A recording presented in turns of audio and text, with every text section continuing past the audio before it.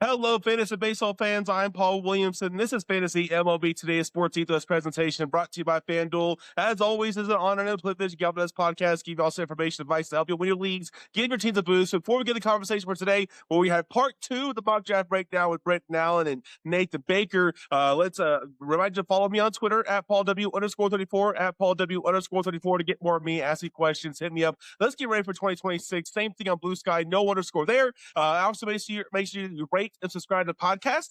You can subscribe to us on YouTube as well at Sports Ethos there, and then of course wherever you get your podcasts. And we also have the draft guide coming out, the Williamson 300 popping. I got my outfitters came out yesterday, on Monday, on Tuesday had my middle infielders coming out. And man, we got everything rock and rolling. Make sure you check us out at sportsethos.com. And then also make sure you follow the Sports Ethos Fantasy Baseball accounts at Ethos Fantasy BB and at Ethos Fantasy MLB to get updates on all of that content whenever it drops out. All right. With that housekeeping out of the way, let's get into our guest. First is Britton, Allan of the Pallazzo podcast. You can follow him at Britton Allan. That's A-N at the end of Allan. Make sure you also subscribe to the Pallazzo podcast on YouTube. Britton, how are you doing today, my guy? I'm doing great. It's great to see you again, Paul, Nathan. I'm looking forward to this. And yes, there is an A-L-L-A-N, if you would follow me on X. That A-N has been a problem in my life, seriously. Yeah, I think I'm the only Allan that spells A-L-L-A-N, which I guess can be a good thing or a bad thing. But anyway, I'm excited to be here. Thanks for having me. Right on, man, right on. And I made that mistake myself first time, but you know what? This time I got it right. Nathan Baker is our other guest. You know him from Sports Ethos. Follow him at NBakerNGB. That's at NBakerNGB. Nathan, what's up, my dude? It's going well, man. Thanks for having me back. Too bad we don't get to hear a repeat of this story on the podcast naming from Britton. But for those that are interested, last week's has got it for you.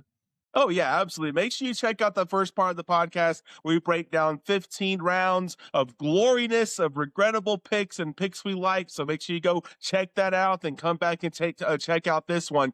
But before we get into the mock draft the rest of the way, we had a lot of injury news drop. We had a lot, and we're not going to get to all of it, but we're going to get to about 7 different ones that I feel were probably the biggest impact on fantasy. We'll begin with Shane Bieber, going to begin the year on the injured list with forearm fatigue, kind of a leftover from the World Series. We had some fatigue announced at the end of the year last year. And then also Anthony Santander, he's now has left labrum surgery. Going to be out to at least the All-Star break, most likely. Begin with you, Britton. What are your thoughts on these two pieces of news here? Sadness about Anthony Santander. I had him pegged as a bounce back. He had that shoulder injury last year, signed that big contract. But then by the end of the year, like John Snyder had said things like, oh, his recovery is going well. But then this news dropped today that apparently he was ramping up in January, and now he needs shoulder surgery. He's undraftable. He they say he might come back from All-Star break. Man, forget all that. You don't want a shoulder injury guy coming back. But one door closes, another one opens, and it looks like outfield playing time has opened up for Addison Barger. You remember him from the playoffs. He came on strong. His hard hit metrics are really, really good. He's also third base eligible in most sites. So third base and outfield for Addison Barger. And Nathan Lukes. It's spelled Lukes, L-U-K-E-S, but I confirmed with the Toronto Blue Jays spelling or pronunciation guide. He pronounces it Lucas, Nathan Lukes. He's an elite defender in the outfield. He actually hit 12 home runs last year with a 255 average. He may, he's going to probably be a platoon. He's a lefty bat, but he may get a heck ton. I'm keeping it PG, gentlemen. He's going to get a heck ton of playing time, and he can hit the ball hard. Nathan Lukes and Addison Barger for playing time with the Santander news. Right on, right. Nathan, what are your thoughts? Well, I think Lucas is a huge winner here. And there's so much debate on how they're going to get George Springer in the lineup with Santander coming back, and maybe Okamoto would get DH at-bats. And these things work themselves out all the time. Now, I'm just as sad about Santander. I faded him last year. This year, he was right at the top of my bounce-back list. And as you said, you can't draft a guy with a labrum tear. especially where there's questions over the performance, the age, the health, how he fits in the lineup. And it's not a straightforward injury. There's common setbacks. I hope that's not the case. I hope he's back, just after the break. But Bieber, I'm not as alarmed with, just because he really pushed himself beyond what you'd expect for a Tommy John guy last year. And that's so par for the course when you're trying to win a World Series. But I'd like to think that he should be okay, come a few weeks into the season. But maybe that's just me a little too optimistic. Well, let me give a little pushback on the Bieber one there, Nathan, because this is the fatigue that was announced at the end of year last year. And he's still dealing with it after the entire offseason. That's troubling to me. It makes me really wonder, what's his stuff going to look like when he does come back. It's definitely going to have me drop him down my ranks a little bit. I love Addison Barger, but it looks like he's going to be I think he's going to be a platoon dude. He had a horrible number against lefties last year, something like a 61 on the WRC plus, I believe, a 607 OPS. So, but man, a platoon there. Then you got guys like Sheedeman and Straw, I think, can be guys that can platoon with them. So, you got some options there. What was that? David Snyder, too. Will be yeah. In that, right, yeah. Yeah, so you got a lot of options in daily change leagues where, I had Nathan Lucas at the end of the year last year on multiple teams because he got a lot of run there at the end. He looked really good. So I'm really excited to see what he looks like in a near full-time role in Toronto. I'm with y'all on Lucas. I love that. And then if Bieber has issues, he doesn't start the year out, that might give Eric Lauer some more run. And he was an amazing streaming option last year. I was on the podcast a lot for me, Nathan, and Anthony. So, I'm interested in seeing him because it was announced today he was going to be stretched out as a starter for Toronto. I really like Eric Lauer. Any additional thoughts on this before we move on, Nathan or Britton? Nope. Just the more starting pitcher injuries that happen, some of these guys, the Gallons, Bassett's, those guys still have some value if they land in the right spot. So keep an eye on those guys if you are drafting now. Right. Heard that, my guy. All right, let's move on to the next set of names here. Grayson Rodriguez does not have a guaranteed rotation spot. The manager announced today that he's got to prove that he's healthy enough and good enough in spring training. Francisco Lindor has a possible stress fracture that might require surgery. Opening day is a possibility still, but seems unlikely. Let's start with you, Britton. What are your thoughts on these two pieces of news? That's big news. Francisco Lindor hitting at the top of the Mets lineup is probably, you think it's more likely than not that he's going to have hamate bone surgery. So he's going to be out for a while. He's going, and when he does come back, it's a work in progress. You don't just automatically come back full strength from hamate bone surgery. So that kind of opens the door for Brett Baty and for Mark Vientos. Baty was already set to kind of DH, but he was a pretty good second baseman and passable at third base. But since they have Bichette, they put Bichette at short, and then Baty at second. And then I don't know, but they'll figure it out. But it definitely opens up playing time early for Brett Baty and Mark Vientos. What do you think, Nathan? Yeah, I'm not as optimistic. I think Beatty's going to play anyway because they've got right field and that DH/first base spot semi-open. Pallazzo to split between first and DH, and Carson Bench is the only other candidate for right who's of a higher priority than Baty. But the alignment they'd have to put out there to get Vientos in the lineup would be Bichette at shortstop and Vientos at third. And I don't think after last year the Mets are willing to do that anymore.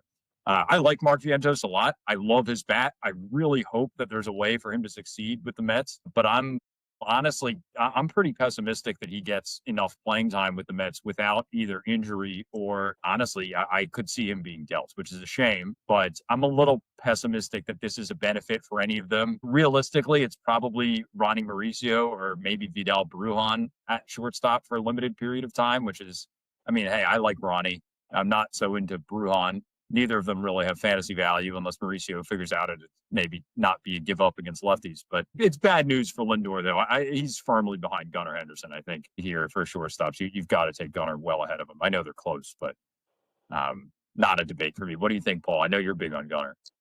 Yeah, I'm huge on Gunnar and already had him above. My question, I guess, I'll start with Britton. Let me ask you this question. Go to Nathan. Going to draft season right now, you taking Francisco Lindor or Zach Neto? Zach Neto, 100%.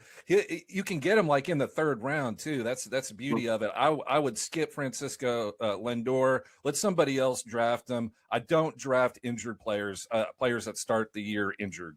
I just don't. That's just a rule. It's like don't hit soft 16 when the dealer has a 6. Like I just don't. That's just a rule. I don't care. It works out sometimes. It doesn't work out other times, but that's just a rule. I do not draft injured players. Injuries will come naturally. And Zach Neto from the University of Florida, go Gators. Just actually, no, I hate the Gators. But Zach Neto was a maniac. He's projected to hit 30 home runs, 30 stolen bases. He does that Braveheart. Are y'all familiar with the movie Braveheart? 1995. Mel Gibson, best director. He does that Braveheart face paint thing. I love Zach Neto. He's a target at shortstop. So yes, pass on Lindor and draft Zach Neto around later. Nathan? I think it depends where Lindor falls. I mean, obviously, at the same ADP, you'd take, or I personally would take Lindor over Neto, but if Lindor's still getting drafted back into the first, beginning of the second, it doesn't make sense for an injured player. And as you mentioned, Britton, the hamate injury is a serious doubt for how long it takes. There are guys that come back from hamate fractures, and it takes sometimes months to regain their full power, especially for a guy who posts every day. There's going to be some pride in playing through pain. So I'm not as bullish on taking Lindor at that ADP. Now, if he drops into the 20s, I'll take Lindor at the end of the second, beginning of the third, before I take Neto in the middle of the third. But I'm not taking Lindor in the beginning, or honestly, mostly in the second round at this point. Right on, y'all. Let's move on to the next couple of set of names here. A couple pieces of news. First one pains me so deeply. Spencer Schwellenbach, right elbow inflammation. They're hopeful it might be Spurs. Nothing is specifically has been said, but we'll start the season on the 60-day IL. And then Josh Hader, not as far along as people may have thought, is currently throwing lightly off of flat ground, and we're going to get a midweek reevaluation of Josh Hader. Let's start with you, Britton. What are your initial reactions to these two pieces of news? Schwelly, we were all hoping for the bounce back of Spencer Schwellenbach for the Atlanta Braves. Super talented, but got injured last year. And now, to make matters worse, he's going to start the year on the 60-day IL with an elbow injury. What's worse than an elbow injury for your young pitcher? I don't know. I'm not sure there is anything worse. So, but that does open the door a little bit. I keep saying open the door. I'm going to stop that soon. For Grant Holmes, Bryce Elder, Reynaldo Lopez. Remember him? He missed all last year because of injury. But who do we want, gentlemen? I know who we want. Hurston Waldrep, the first round pick from a few years ago. 56 innings pitched, 55 Ks. He played really well last year when all the injuries hit. 2.88 ERA, a 1.19 WHIP. The problem is all those old beat up. Well, Elder's not beat up, but all those pitchers I mentioned earlier, none of them have options. So they may do a roster management decision instead of doing what's best for the team, what's best for their wins. They're going to do what's best in the grand roster construction and may put Hurston in the minor leagues, even though he is clearly the better pitcher of Holmes, Elder, and Lopez. But I don't know. We'll see. I'm going to watch spring training, and I'm going to buy up all the Hurston Waldrep because his ADP is like 250. I mean, nobody, like, it's not getting pumped up. Maybe after this Spencer Schwellenbach news, but yeah, I'm all in on Hurston Waldrep. What do you think, Nathan? I'm on board with you, and I'm not even that worried about the opportunity because you've got Sale and Strider there with kind of dodgy injury histories. So it's I think Waldrep has genuine 2 or maybe even SP1 upside. Not saying it'll happen this year, but he is a star. And whether it happens in May or June, he's going to get a chance at the big league level. And I want every start that I can get from Waldrep. So I am honestly, I'm reaching heavy on him, 30 plus points ahead of where he's going. I'm happy. And this news just helps it. As sad as it makes me as a Schwellenbach investor in many leagues, unfortunately. Well, I think this definitely solidifies it for Renato Lopez. I think he's the number 3 there now. And I love Renato Lopez. I mean, I know he's not a 1.99 ERA pitcher, but he had a 1.99 ERA in 2024 with good strikeouts and walk numbers, good whiff. And so there are good metrics there to support the fact that Lopez was an effective starter. He's already announced as being stretched out as a starter before the news. So I think they're going to put him in the rotation already. And then I'm with y'all that it should be Waldrop. I'll give a little bit to the Josh Hader news as well. It's just straight up Astros fashion for you. You know, throughout the entire offseason, there's been no sense. You know, they're all positive updates from Josh Hader. And now it's, well, he's throwing lightly from flat ground, and we're going to know here in midweek, which means we're not going to know anything until the end of March. And then even at the end of March, you know, it's going to be like, oh, it's just a little bit of inflammation. He'll be back in a couple weeks, and then come like fucking like May, it's going to be like, well, it's been a fracture this whole time. He's out for the year, and you're just like, well, that's the Astros for you. And so I love my Astros, I really do. But this is so incredibly frustrating because this couldn't have been just something they just didn't know this whole time. What's the gamesman factor here as to why they waited? I don't know. It's frustrating, but it is what it is. We're in for Brian Abreu's season, I guess. He's the next man up in Houston. An incredible setup, man. All kinds of upside. And then if you're in a holds league, Brian King is the name that you're looking for to back things up there. Maybe Eniel de Los Santos is a good guy as well. Stephen O'Kurt maybe for holds leagues, but for saves, traditional 5x5, Brian Abreu is the name. Britton, I saw you going crazy for Brian Abreu over there. What are your thoughts on him? There's a chance. It's not a great chance. It's not a good chance, but there's a chance Brian Abreu is the Houston Astros closer for the year. Now, you know, the Houston Astros, like you said, they get a little dicey. I think they just don't want to freak out their fan base, you know. So that's why they're just letting this news drip, drip, drip, drip, drip. And then the bad news is more bad news is going to drip, you know, so everybody gets in the mindset of, okay, this is the reality of the situation. So Brian Abreu, I don't know what his ADP is, but it's going to skyrocket up into the air like a firework with this news, because Hader's been around the bend a couple times, and, you know, I don't know. Every single league I'm in, if I got a bench spot, you know, 12-team redraft, hey, your last bench spot, you're going to drop whoever that is anyway. Go ahead and put Brian Abreu on there because he may be the legit closer, and he's good anyway, you know. So I love Brian Abreu. Don't Nathan? Yeah, well, I feel your pain. I mean, I remember the Jeff Wilpon doing the same with Pedro Martinez in the mid 2000s, where the ankle injury was nothing, and then it was everything, and then he had to pitch with a broken ankle. The Astros, and honestly, there's a couple of teams, you know, Wheeler, which we'll get to, with the Phillies having that reputation, and the Angels with Grayson having that reputation of teams that are not forthright with injury news. And honestly, I have to say, if I'm in any redraft league, I'm looking at Josh Hader as a guy that I'm just going to let go elsewhere. I just don't want to take that gamble on a closer. I would happily draft him as one of the higher end closers, but you know, if you're looking at how high some of these relievers are going and the volatility that they have anyways, I'm just not taking an injury risk on a relief pitcher anywhere near the top range of them. And he still will go there. He's one of the best closers in baseball when he's on the field. But I don't trust for a minute that this is nothing. I mean, look, he could be back. Would it shock me if he was ready for opening day? No. Would it shock me if he was out for 3/4 of the season? Also, no. So I don't know. For me, you're the Astros fan. You'll know best. Although, really, does any fan know with them? But are you touching Hader in fantasy drafts? If I've got an IL spot or two, like if I'm one of those Yahoo leagues that has 4 IL spots, sure, if he falls far enough. But as of now, no. I can't imagine. Like, no NFBC team of mine will have him. You know, any league that has no IL spots, even this one IL spot, it's a no. Especially in a 12-team, you can find other closers all over the place in 12-team leagues.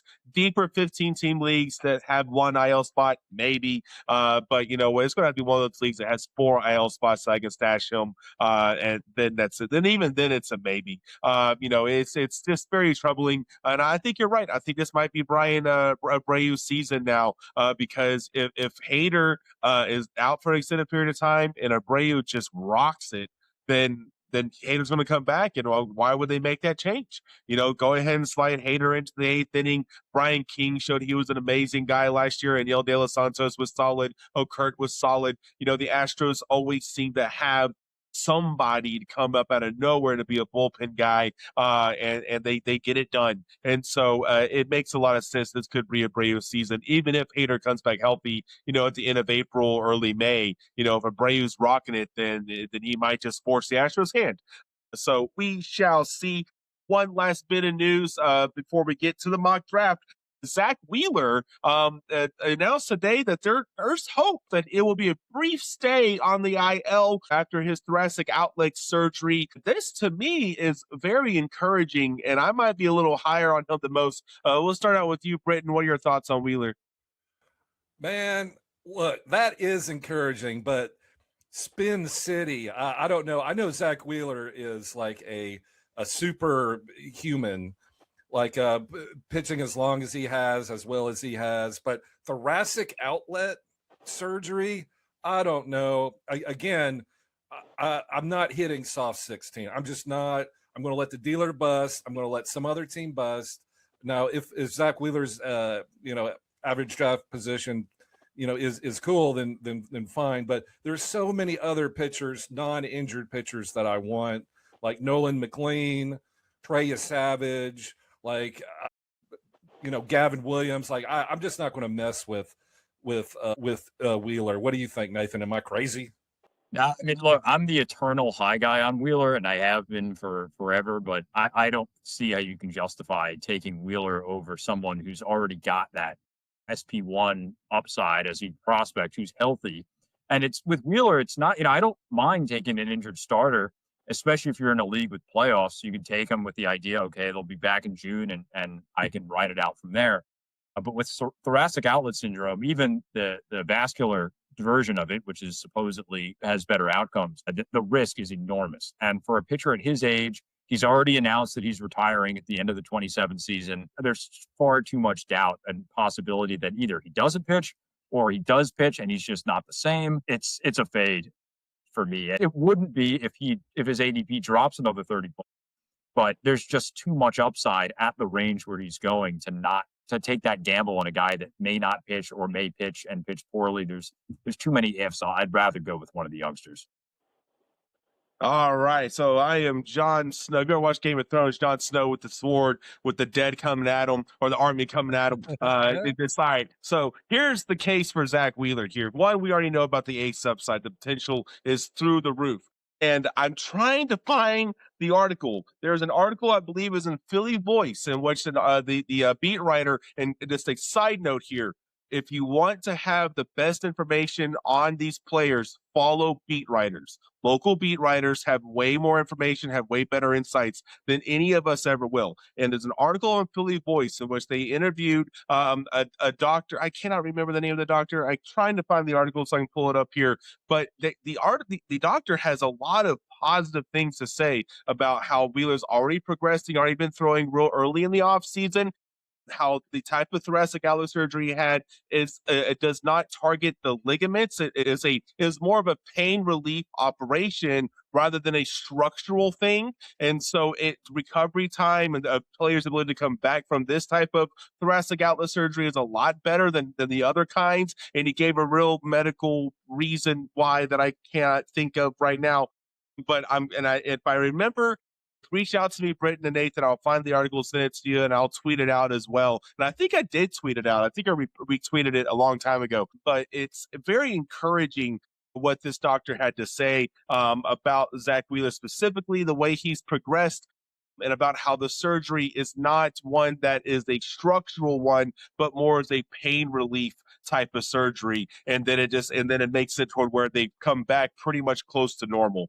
So I'll bounce it back to y'all for a little feedback on that, and then we'll get to the mock draft. Britton, what's up? If anybody can do it, it's Zack Wheeler, but he's 35 years old. Like he's knocking on 40, and lot of pitches, a lot of innings pitched on his elbow and arm. So I don't know. I'm obviously not a doctor, and if the doctor says it's the diagnosis or it's looking good. Then who am I to judge? Like, these are professional athletes. I'm like 20 pounds overweight. So I don't know. So the only thing my elbow does is that 12-ounce curl, on the Friday nights. That's what my elbow does. It doesn't throw pitches. So I agree, though. In all seriousness, that is encouraging. And I'm not opposed to taking a shot on Wheeler. What do you think? Yeah, I mean, it really depends where the ADP ends up. I'd like to see where the velocity is. And the nice thing about Wheeler is he has shown that he can still be effective with compromised velocity, which is something that very few starting pitchers can say in the modern day. But my concern with that is the command, which is really what's turned him from a potential ace into one of the best pitchers in baseball. In my opinion, the top 3 guy in baseball when he's fully healthy has been that extra command. And a lot of guys tend to lose that. Now, Merrill Kelly had the same sort of surgery, and he was fine within a matter of months.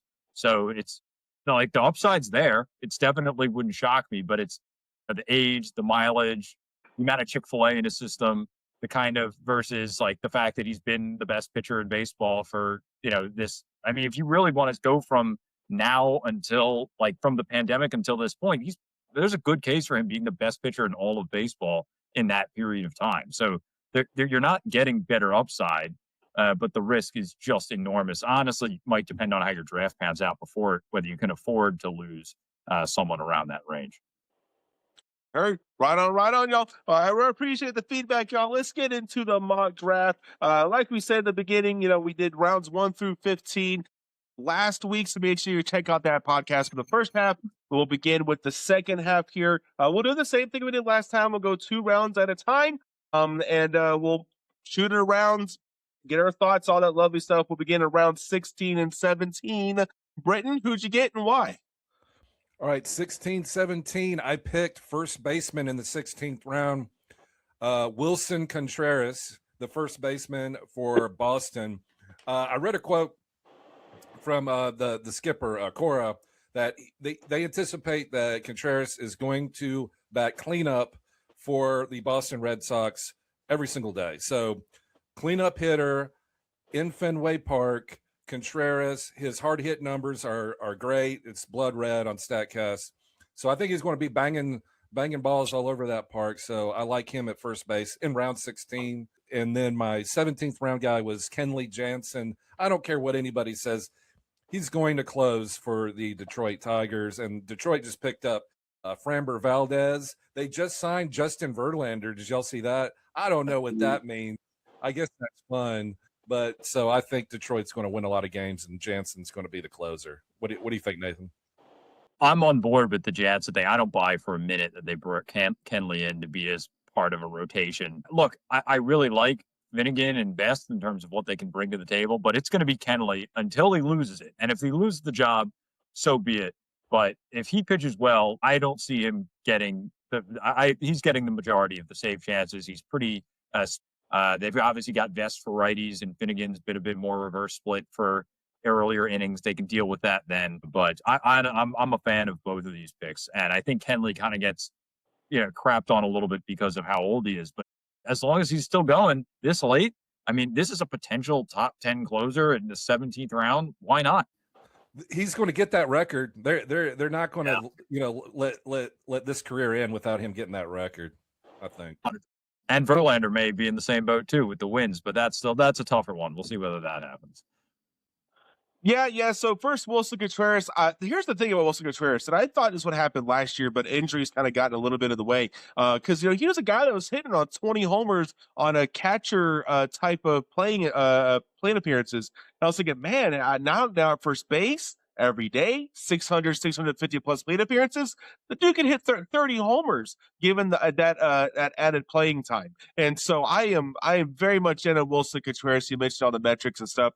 Kenley Jansen is interesting for me because you read all the reports about how he wanted to get that closer record, wanted to get those saves, why he took a 1-year deal with the Angels. It was surprisingly effective, even though a lot of numbers and metrics just fell off the roof. Or it was bad. The swinging strike was down, strikeouts were down, but he was still found a way to get it done because he's a veteran. That's what he does. But then he goes to the Tigers, who have been notorious for deploying committees over the past couple of seasons. And I don't know if it's out of necessity or what, because Jason Foley went down. I think it was early last year. I mean, he was kind of supposed to be the main guy. Vest got a lot of the opportunities, and then they brought in Finnegan. But even when they brought in Finnegan, it was Finnegan and Vest, and they both split until Finnegan went down. And then I don't know. It's always been a real messy situation. Nothing official has been announced. My gut says that y'all are right, that Jensen wouldn't have gone there if he hadn't got some form of guarantee, some form of assurance that he would be the guy, because he wanted those closing, those saves. But also maybe he finally decided he just wanted to win, and that's why he went to the Tigers. So it's, for me, I'm waiting before I draft Kenley Jansen. I'm waiting before I pull the trigger there, because I especially in a 12-team setup, if I'm going to draft someone, I need to know that they're the closer. I need to know that it's, because even if they announce him as a closer, and then the slackish strikeout upside and all the metrics dropping comes back to bite him, and he's ineffective early, guess what? They got Vest and Finnegan right there ready to take his spot. And so it's not like he'll have a very long leash. So I'm out on Kenley Jansen right now. We get the spring trading and we get that announcement, we get that nod, and he looks at least solid, doesn't look like a dumpster fire, at least, because spring training for a veteran can look bad, but that's because they're a veteran. They're just kind of going through the motions. So when it comes to veterans, I don't pay attention to spring training rule at all. Just make sure that they didn't just lose like a million miles per hour on the velocity is the only thing I care about. But other than that, that's where I'm at on Jansen. A little bit of thoughts on my thoughts there, Britton and Nathan, before we move on. Yeah, I think Jansen, I mean, he's a pro guy. Like, he's going to be given the opportunity. He's going to convert, because that's what he's done his entire career. He's literally like top 5 in saves in the history of Major League Baseball. I think he's going to be fine. Oh, but while we're talking about the Tigers, can we pour one out for Reese Olson? He's one of my favorite young pitchers. I draft him year after year after year, and now he's going to be out for the entire 2026 baseball season because of shoulder surgeries. That sucks, man. I thought he was an ace and he was coming into his own, but these injuries are going to put him back a little bit. But man, that sucks for Reese Olson. Yeah, my hope was last year was going to be the big year for Olsen, and of course the injury bug got him then. And yeah, I mean, hey, look, it took a while.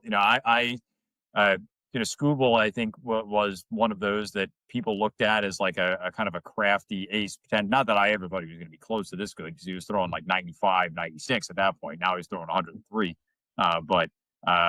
There's an example in the same organization maybe for him to follow of a guy who just couldn't stay on the field first few years, and if he manages to get healthy, get a few years before free agency, you could still make an impact and get paid. But Contreras in particular, the ballpark fit I think is going to help him a lot as well, playing in Fenway. He's been pulling the ball and trying to pull the ball more. And I think with that shorter portion, the fact that really is an opposite field home run hitter as a righty, you're not going to have a ton of luck there. So I could see him becoming maybe a bit more one-dimensional. But that home run total starting with a 3 is totally realistic, Paul. I definitely can see that, and I love the pick. Right on. Let's move on to Nathan. What are your around 16 and 17 picks? Sure. So I took, in the 16th round, I took Cade Horton, second-year starter for the Cubs, of course, and I took the gamble that everyone takes every year and never pays off, which is Royce Lewis in the 17th round. Look, I mean, was it too early? Probably. I mean, last year was the first year that Royce Lewis didn't actually look that great when he was on the field. Now, he is unquestionably a star talent, and he's just never been able to stay on the field. He's one of those guys that you don't know whether he's playing through 4 or 5 different injuries, because I'm sure he's desperate to prove that he can stay healthy. Is it too early? Yes. Is there a world in which Royce Lewis is a top 50 fantasy player? Also, yes. So I probably should have waited for that gamble. I don't know that I would have gotten him otherwise, but I've been a one-year sufferer of the Royce Lewis injury. I could have done without him. But Cade Horton, I'm excited about. I think the value in the 16th is really solid there. I don't think the ratios are going to be like crazy good, but the damage limitation should be really solid. He's got a great defensive unit behind him, especially up the middle. I think the best 3 up the middle in baseball defensively behind him. And for a guy that does a pretty good job of limiting damage and has been throwing more strikes as he gets more experience. I'm really happy about Cade Horton in the 16th. Right on. What are your thoughts there, Britton? Totally agree. The Cade Horton disrespect has gotten out of control. He's a great pitcher. He had a great season, but people just aren't buying in. And I don't know if it's like maybe an injury situation or what people are worried about. Literally, rookie of the year. But so Cade Horton for the Cubs, great pitcher. Plus, you're getting him at what, round 16, 17? Like that's. I mean, he's the ace of the team, right? I mean, with Justin Steele going to start the year on injured reserve. So yeah, I'm down with that pick. The Royce Lewis is just it's just somebody you want to succeed, Yeah. Great guy. And all his injuries seem to be like soft tissue stuff. Like you just are waiting for him to have that boom year. And he's healthy. He's talented. This could be that boom year, and it's definitely worth a pick this round. Absolutely, man. I'm getting to Cade Horton's page here because he had just a 20% strikeout rate, but the swing and miss was a lot better. Yeah. 11% on the swing and strike rate last year. He also and we also saw him return a 114. Let's see with that 114 stuff plus on the slider. And then also we started to see the ground balls come around at the end of last year. So he's a guy that I think is going to do a lot of ground balls, has more swing and miss than the 20% strikeout rate would suggest. So I'm all in on the Cade Horton pick. And then my God, who's the other pick? Royce Lewis. Lewis, yeah, round 17 is not horrible. The injury is obviously going to be an issue. Is it going to be tough to drop a round 17 pick in mid-April if things just don't work out and he's hurt again? Yes, but hey, Byron Buxton did it and he's in Minnesota. Maybe he has a bit of advice for Lewis and it turns around for him because you're right. He can be a top 50, top 75 fantasy player if he's healthy, but it's something we haven't seen him do yet. So I'm kind of with the majority on that one. So we'll move on to my 16 and 17 picks here. I began with Edward Cabrera in round 16, and then my round 17 pick was Max Muncy. So Edward Cabrera first. Moving to Chicago, I think it was a great move for him. Get on a contending team, that type of thing can really light a fire under somebody, especially someone like Cabrera that changed up his pick mix last year, stopped throwing the four-seamer because he realized he was Wild Thing Vaughn with just a wild part and never turned things around. We never saw the Act 3 Wild Vaughn from Edward Cabrera, so he threw out the four-seamer, threw the sinker pitch. Now, the sinker got hit hard. It wasn't like the greatest pitch, but he at least threw the damn thing for strikes. And so that's a step in the right direction. We know about the rest of the stuff with tons of strikeout potential with the rest of the arsenal. And I think that a full season of him developing that sinker, having the Cubs work with him and keeping it down in the zone, keeping it down below the knees, and do see a lot of ground balls with that swing and miss. And there's a lot of potential here for Edward Cabrera to be a top 25 starting pitcher next year. And then for me, Max Muncy is the guy I get here in round 17. And look, let's see here. I was wrong. Now, Frelick, I think you took right before. But 17. I'm reading my Sports Ethos article where I explain this pick and perform my Max Muncy pick. So Sal Frelick is my pick here. Sal Frelick, I think, is a great for my specific team build because I kind of knew I was taking Max Muncy in the next round. I didn't think anybody was going to be as high on him as me, so I felt pretty safe that he would fall to me. And I then also having Matt McClain and Carter Jensen and Seiya Suzuki. I had a lot of guys that are a little potential drains on my batting average. So I go and pick up a Sal Frelick here. He's someone's going to be a solid batting average, batting atop of a Milwaukee lineup, going to score some runs, good steals guy. I think he's a sneaky power. He has a little bit of lift and pull to his game that's going to allow him to hit a little more homers than some people may realize. And so I love the Sal Frelick here, given my team build, given I got a lot of boppers in my lineup that don't have very good batting averages. I pair him up with Yandy Diaz and Sal Frelick here. That's going to shore up my average to go with the steals to kind of counteract the other picks that I had. Britton, what are your thoughts on Edward Cabrera and Sal Frelick? Well, I love both those picks. I'm a big fan of Sal Frelick, always have been. But you brought up Muncy, and I want to go ahead and talk about that because you said Ricky Vaughn, shout out Major League. He got the glasses, and then he became an elite pitcher, Ricky Vaughn in the movie Major League. That's what happened to Max Muncy. That he got his vision fixed, and he became like the phoenix from the ashes, like resurrected his hitting career. Max Muncy for the Dodgers. Why is he going so late? I guess everybody's just tired of him, some Max Muncy fatigue. But he look at his second half after he got that vision issue dealt with. It was awesome. He's an elite third baseman. He's an elite hitter hitting in the Dodgers, part of the Dodgers lineup, which is the best in baseball. So the Max Muncy pick is probably my favorite third baseman.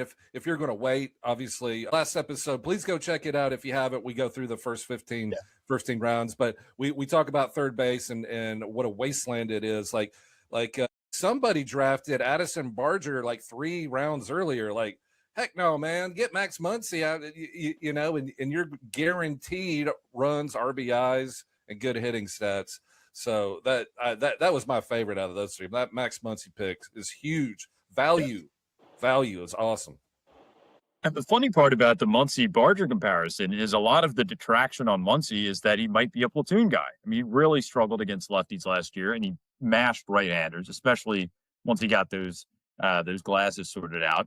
But I don't understand taking Barger that much ahead of Muncy when there's, I think, similar concern that either of them aren't playing against lefties, which I'm fine with. I mean, Muncy in the 18th round, really. And obviously, I think it works well with Frelick, who's, as most low upside guys are, criminally underrated. Yeah, people really want to go for the flash and the power. And Frelick he's an underrated fantasy asset, really underrated in real life. So I like the combination of those two. But I'm fine. Just you start Muncy against righties. You've got another option, hopefully, that can spell him.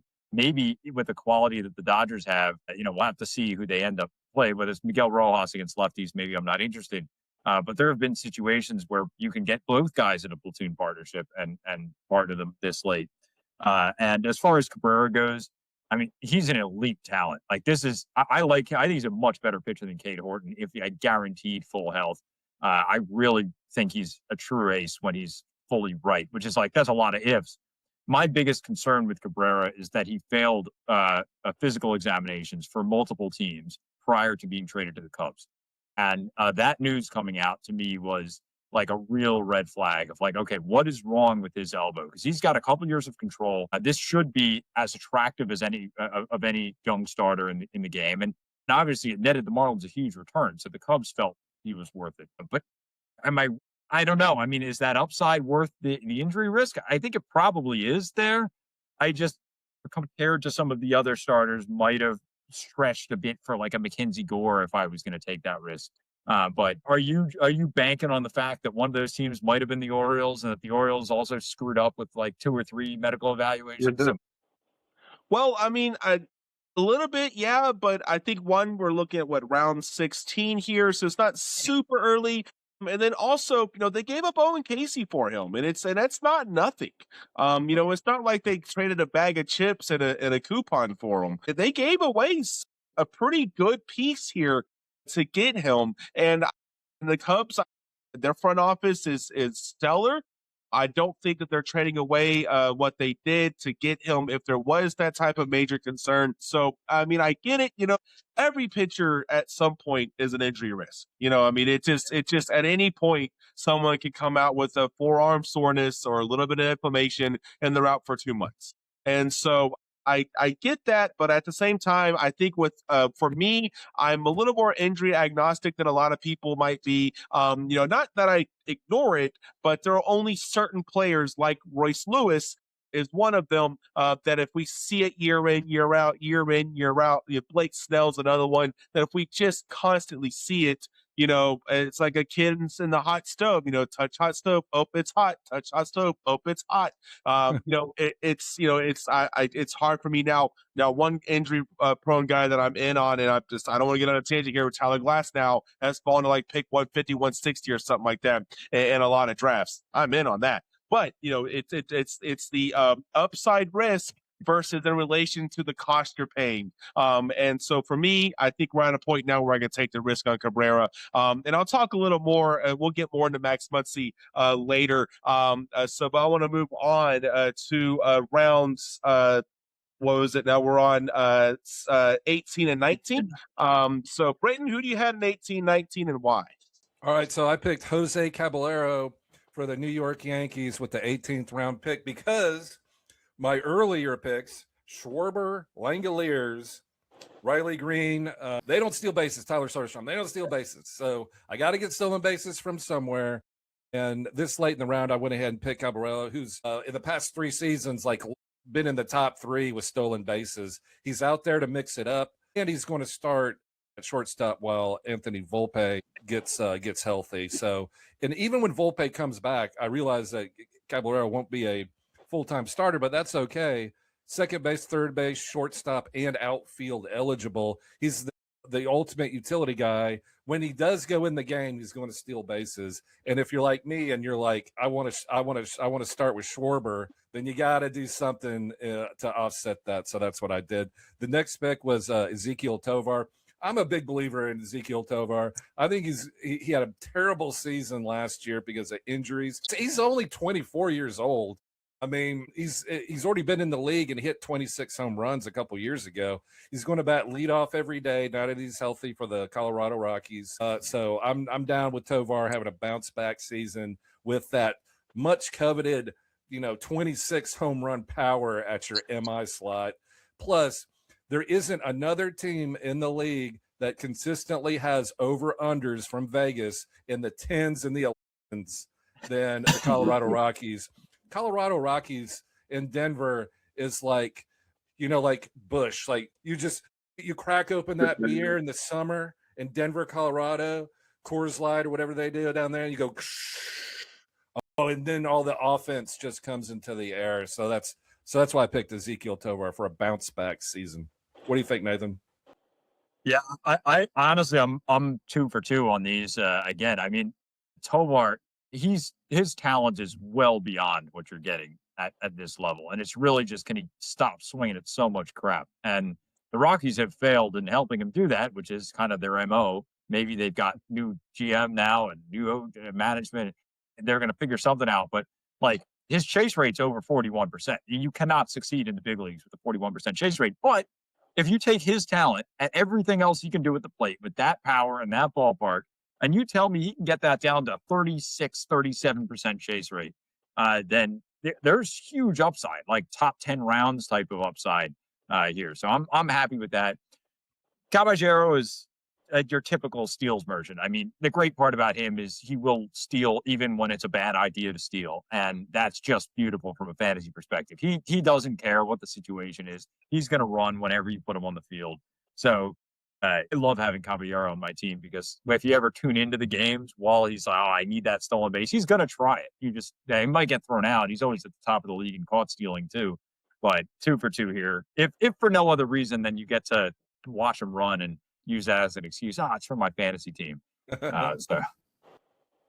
Yeah, Britton, I mean, your team build is the reason why Caballero, I think, exists. Is because, you start out with those guys, and then, you're reaching for Caballero because the overall value is not there. Bad batting average, no power or nothing. But, man, you're going to get steals. And you're also going to get a lot of steals to open up the season.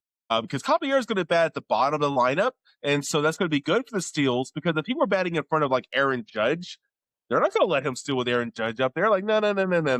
But he's going to have, like, maybe Ryan McMahon in the box, maybe Austin Wells. Okay, yeah, sure, go ahead and run. Let's go ahead. And that's really good for him. And so that's what you're looking for Caballero. So it's really good. I really like that pick, the way you pair him up with that. And a side note here, if you're in a trades league, by the end of April, when Caballero leads the league in steals by like 15, trade him right before Volpe comes back. Get some manager to go, he leads the league in steals. All right, cool. And get some extra value for him and upgrade your roster elsewhere. And so, that's just kind of a side thing on Caballero here if you're in a trades league. So I really do like that from Caballero. And then the other pick was, y'all remind me who's the other one?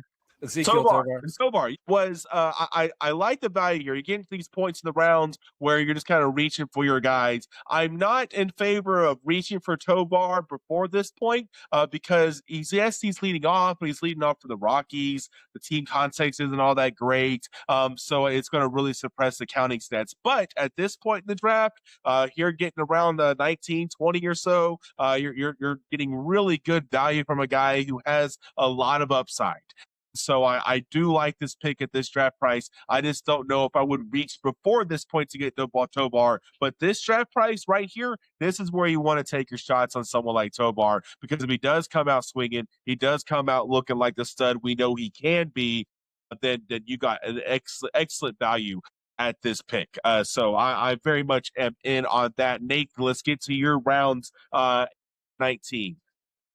Yeah, so I went with a White Sox double here. I took Colson Montgomery in the 18th round, and then Kyle Teal in 19th. Decided to go. I had a number of catchers that I liked this late, but Teal was a slight preference over a couple of others. And the thought process, I mean, Colson Montgomery, I didn't expect him to hit for the power he did last year. But the lineup's a lot better than it was when he got called up last season. He's got protection now. He's not the biggest threat in that order anymore.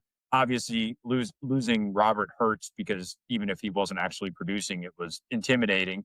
But he did most of this without Robert in the lineup. And now you've got like legitimate major league hitters around him, plus Murakami, who, we'll see what he's able to produce. And Teal, I think, is tremendous offensive upside.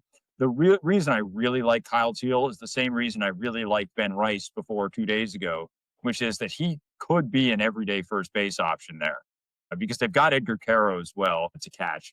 And if he's playing 150 plus games, you're getting top volume and hopefully top production as well. But I love targeting catchers who aren't actually going to catch, and guys that are going to play elsewhere. So that's my logic with Teal. Hopefully it'll be the case with Rice, although they signed Goldie now, and Boone's going to want to play Goldschmidt against lefties, so we'll see how that works out. But interested to hear your thoughts, Britton, especially on the gamble with Teal, on whether that's going to work out. Is he playing first base every day?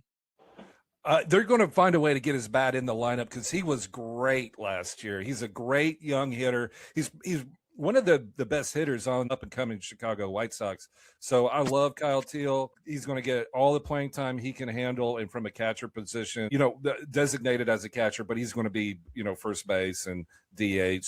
He's just a really good hitter. And that was such, I'm not sure trading Garrett Crochet is the smartest thing to do, but anyway, but if you do it, you might as well get somebody back like Kyle Teal. Yep. But now Colson Montgomery, he's fascinating, because he was a big time prospect. I was wrong about him, because you look at his track record in the minor leagues, it is average or worse. Yeah. Like never like played well at any level of the minor leagues, but he had such pedigree. He just kept on going. And then he came to the majors and just shot off like from a cannon. Boom. The frigates, the Pirates, boom, boom, the cannonballs. Colson Montgomery proved me wrong, man. He was a killer. He did cool down a little bit, but the power was off the hill. I mean, there was a good stretch there for a couple months where he was the hottest, power hitter in Major League Baseball. So, yeah, man, that's big upside. And it's kind of sneaky how good the Chicago White Sox might be this year. What do you think, Paul? Yeah, absolutely. I think that they have a lot of potential to be really good. The Colson Montgomery pick, I think, is a solid one, especially considering how much of a wasteland middle infield gets to be after the first 40 or 45 are taken. Because, my God, like I just released my top 60 middle infielders and once I got to like around 44, 45, I was struggling. I was struggling to find guys. I was like, I have a combination of guys that are young that might not make the team, but have a lot of upside, i.e. like a Connor Griffin type, or a lot of vets that have a high floor but provide you with no ceiling, like a J.P. Crawford kind of guy. And so, like, once you get past the 45th middle infielder, you're looking for upside for your middle infield spot. Colson Montgomery has that in spades. And then with Kyle Teal is, I love the bat. I love the talent. But we just mentioned how good the White Sox are looking this year. It's because they've got a lot of guys. You know, if Teal comes out in spring training and just craps the bed, but Edgar Carroll looks good, you know, then that might settle that debate. And then you might move Murakami's going to be at first base, and then you got Lennon Sosa, you got Luis Angel Acuna, and you've also got already said, and so you got guys that are going to challenge him for playing time. And if you're the White Sox, so I don't know if Teal has any. I gotta imagine he still has options. You know, if he comes out and he's struggling and they don't have an everyday spot for him in Chicago, he might go back to the minors just to start out there. And so I love Teal as a bat. I love Teal as a prospect. I think he's a great dynasty buy. I don't know if I want him right now in my redraft leagues. Now he is a guy that if you have access to my rankings on the catchers, I put him down as a guy I'm watching, because if he comes out in spring and looks really good, he's going to be on my top 20 catcher list. I don't know how high up, but he's going to be on there. But right now, I don't think he is. I don't think I put him on there. And that's why, because I don't know if he's going to get an everyday role for the White Sox, because they actually have options now. They actually have dudes that they can play at DH. They have a guy they can put at catcher. They have a first baseman. And so it really makes things crowded. It makes it really hard for me to really know if he's going to get those at bats. You know, what are your thoughts on that, Nathan? No, that's fair enough. And I think that with the White Sox, people often look at, oh, well, it's a bad team. He's going to get playing time if it's a good player, but they have so many young players with opportunity. Well, you know, if it comes down to it, if Teal and Murakami are struggling, Murakami probably gets the longer leash. And if you compare Teal to a number of other guys, well, Luis Angel Acuna gives you the defensive upside. So if both of them are struggling, he probably gets the playing time edge. And if Caro, who's a better defender behind the plate, he might get the edge. So now, I'd see a scenario where Teal gets squeezed out of playing time, and then it looks really stupid not to take, you know, Basallo or Francisco Alvarez ahead of him with Teal. Just the one thing that I would hope is an indicator, the nerve that the Red Sox had this offseason to go back to the White Sox and try and trade back for Kyle Teal after they're finally the one piece in the Crochet deal, after Crochet is a Cy Young runner-up. And they say, oh, yeah, that one guy that was really good for you that rate, we'll take him back too.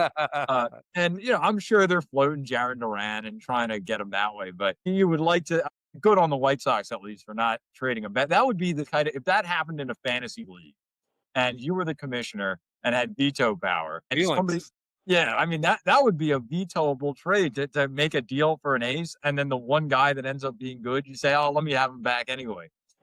But yeah, and that would maybe the White Sox believe in him just because of that. And they're going to give him some priority there. But I could see a world in which I look pretty stupid taking him in the 19th if he gets squeezed out of playing time. I don't know, man. Roster Resource has Kyle Teal batting second. Like there aren't a lot of catchers that are projected to bat second for their Major League Baseball team. Kyle Teal is. So yeah, there's definitely a world in which Kyle Teal really busts out, gets a playing time, and is like a top 5, top 6 catcher in fantasy. That world most definitely exists. And, you know, like I said earlier, this is pretty late. You know, this is the point where you're getting your guys. And in a 12-team league, even in a 2-catcher setup, you're still going to have some guys in the waiver wire that replace them if things don't go your way. And so I know it's not a horrible value, but I just have some minor reservations there. So let's move on to my rounds 18 and 19. We already talked a little bit about Max Muncy, and my other pick was on Andrew Vaughn. Let me add on to the Muncy conversation from earlier, where we talked about the platoon risk. It was horrible against lefties last season and the year before last, but those were incredibly small sample sizes because very, very small sample sizes. If you go back and look at the lineups last year, toward the end of the year, he wasn't I guess you can call it a soft platoon. He did lose time against lefties, but he played against some lefties at the end of the year last year. And before these last 2 seasons, he was, if I remember correctly, he was like a Joey Gallo type of guy against lefties. Poor batting average, but he hit homers. And so it had a good ISO, good slugging, and all that stuff. And so there is a world in which Max Muncy is not as much of a platoon risk as some people may think. And on top of that, he's the kind of guy that has the lift, the pull, the barrel, the hard hit, the exit velocities are all there for him.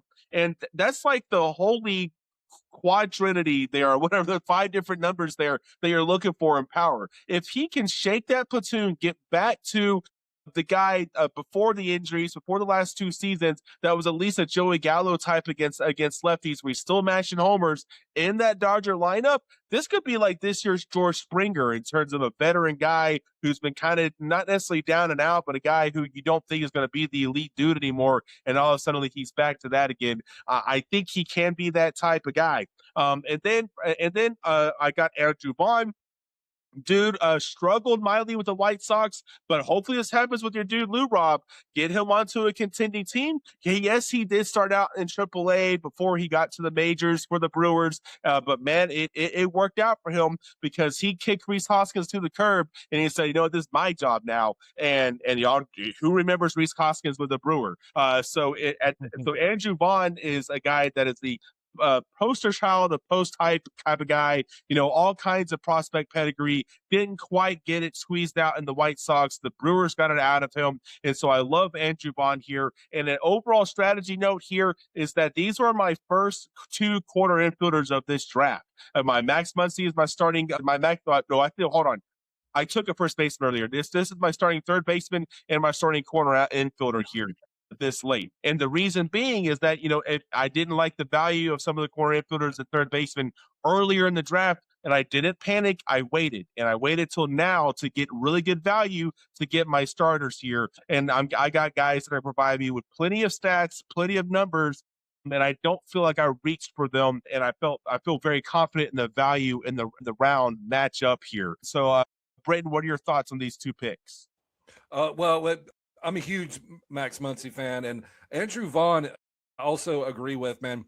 He just got that revitalized energy in the Milwaukee Brewers to the point where, like you said, like they said, see you never, Rhys Hoskins, who's like an established veteran. So yeah, I think that's a great corner infield pick is Andrew Vaughn later on in rounds. And y'all know my thoughts on Max Muncy. What do you think, Nathan? Yeah, it's a good point to mention that Muncy hasn't always been that platoon guy. And, are they going to give Alex Freeland the chance to get ABs against lefties, or is it going to be Miguel Rojas? Because then you've got to wait. If you're the Dodgers, what is Rojas going to give us? Like, okay, a solid glove. He's going to hit 270 against lefties, and he might hit a couple homers, but he's not really much of a bat there anyway, as sacrilegious as that is to say after the World Series. But I think Muncy's got a good shot to play most days against lefties. Then it's just a matter of, I have somebody better in my fantasy. Like, am I willing to take him hitting $190 if he's still going to slug, 550 against them?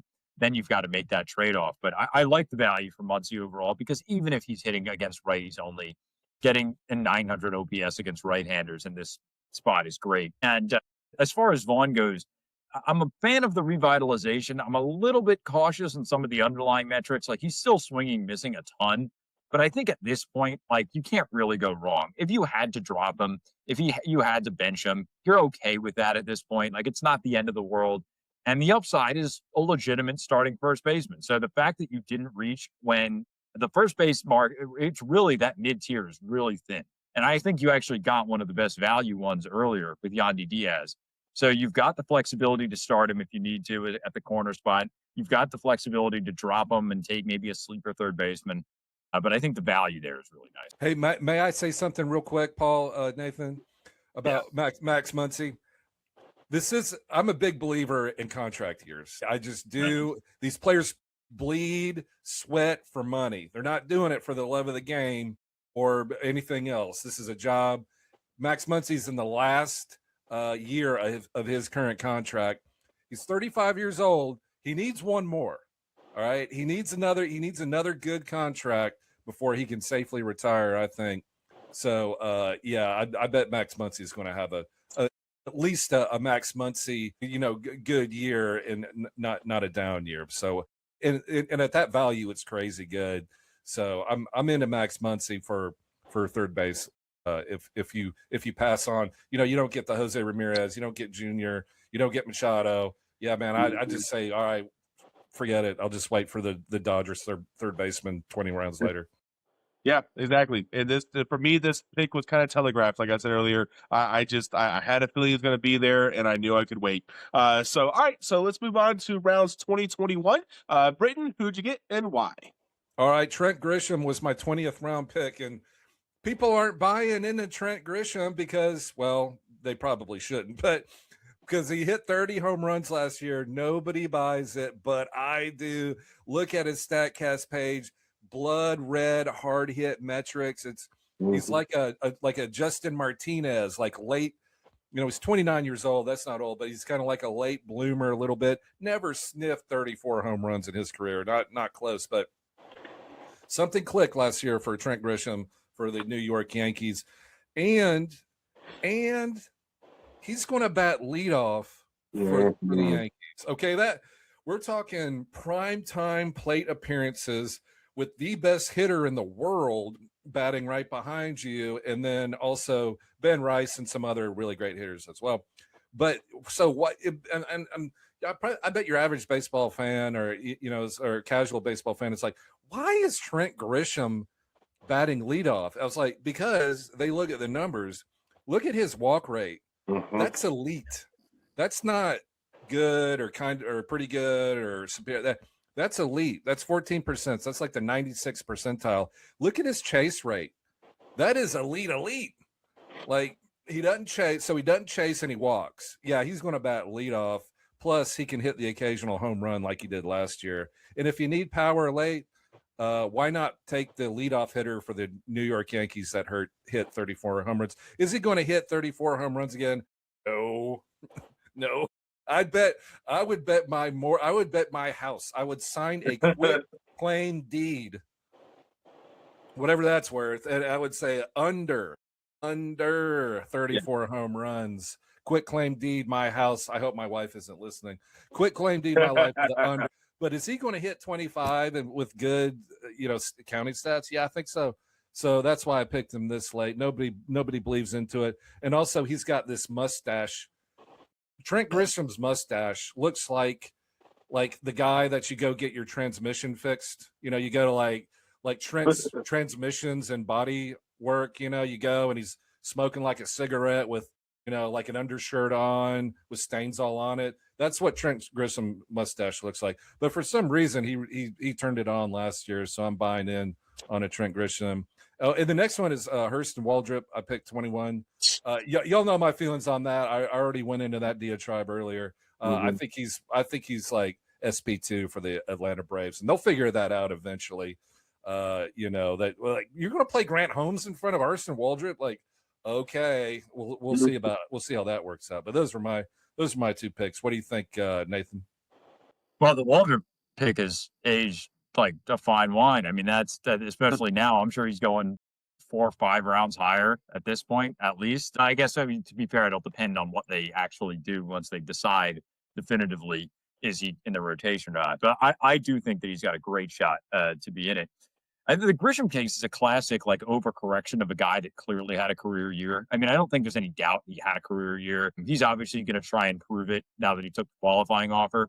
Now, I don't love the fact that the Yankees are, like, as openly pissed about him taking the qualifying offer as you'll ever see. I mean, there's every source is like, oh, they ruined their offseason. And hey, they got Belly back. It'll work itself out. Dominguez is kind of screwed out of playing time. But I like the Grisham pick. And I think that for a guy who's concerned in the past that there's been makeup questions for him, but he's on a 1-year deal.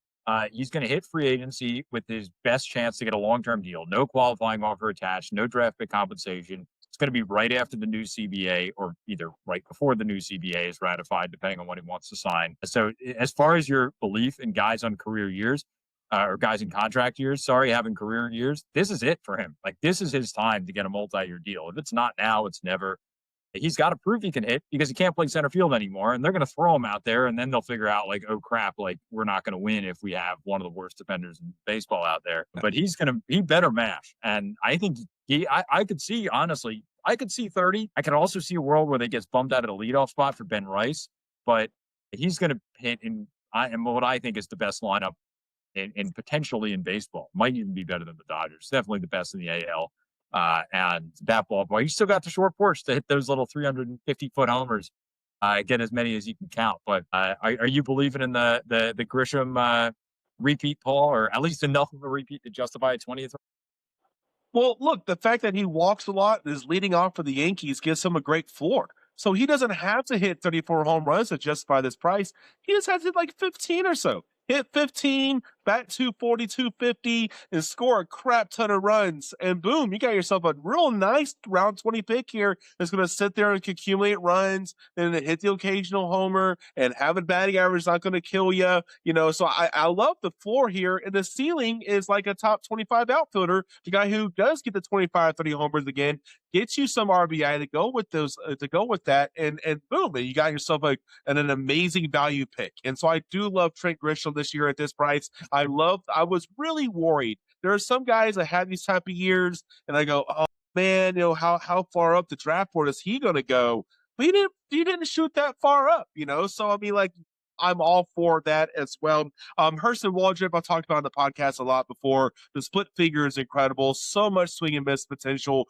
I remember you mentioned earlier about the options, about how he is one of the guys that has an option, and so I did not think out. That's kind of my fantasy baseball blind spot is options. I go, oh man, this guy is clearly the best option here. But then you look at the team, go, well, he has options, and they don't want to just have like an Elder or a Holmes kind of guy that's chilling in their bullpen.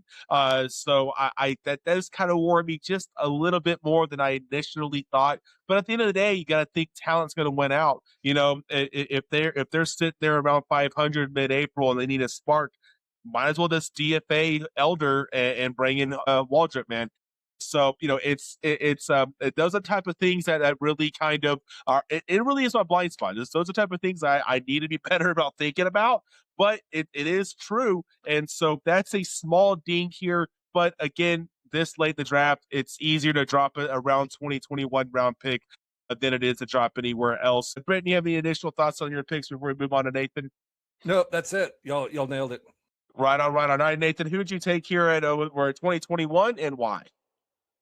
So I took two contact, hopefully batting average monsters. I took JJ Weatherholt in the 20th round, which I certainly hope he'll get the chance to start on opening day. And I took Luis Arraez, the obviously one-tool player now with the Giants. And I believe Arraez was a free agent at the time of this mock. So obviously I was kind of gambling where he'd be, but I love the ballpark fit. I love the fact that there are acres for him to hit singles and do, because he's not hitting homers anyway.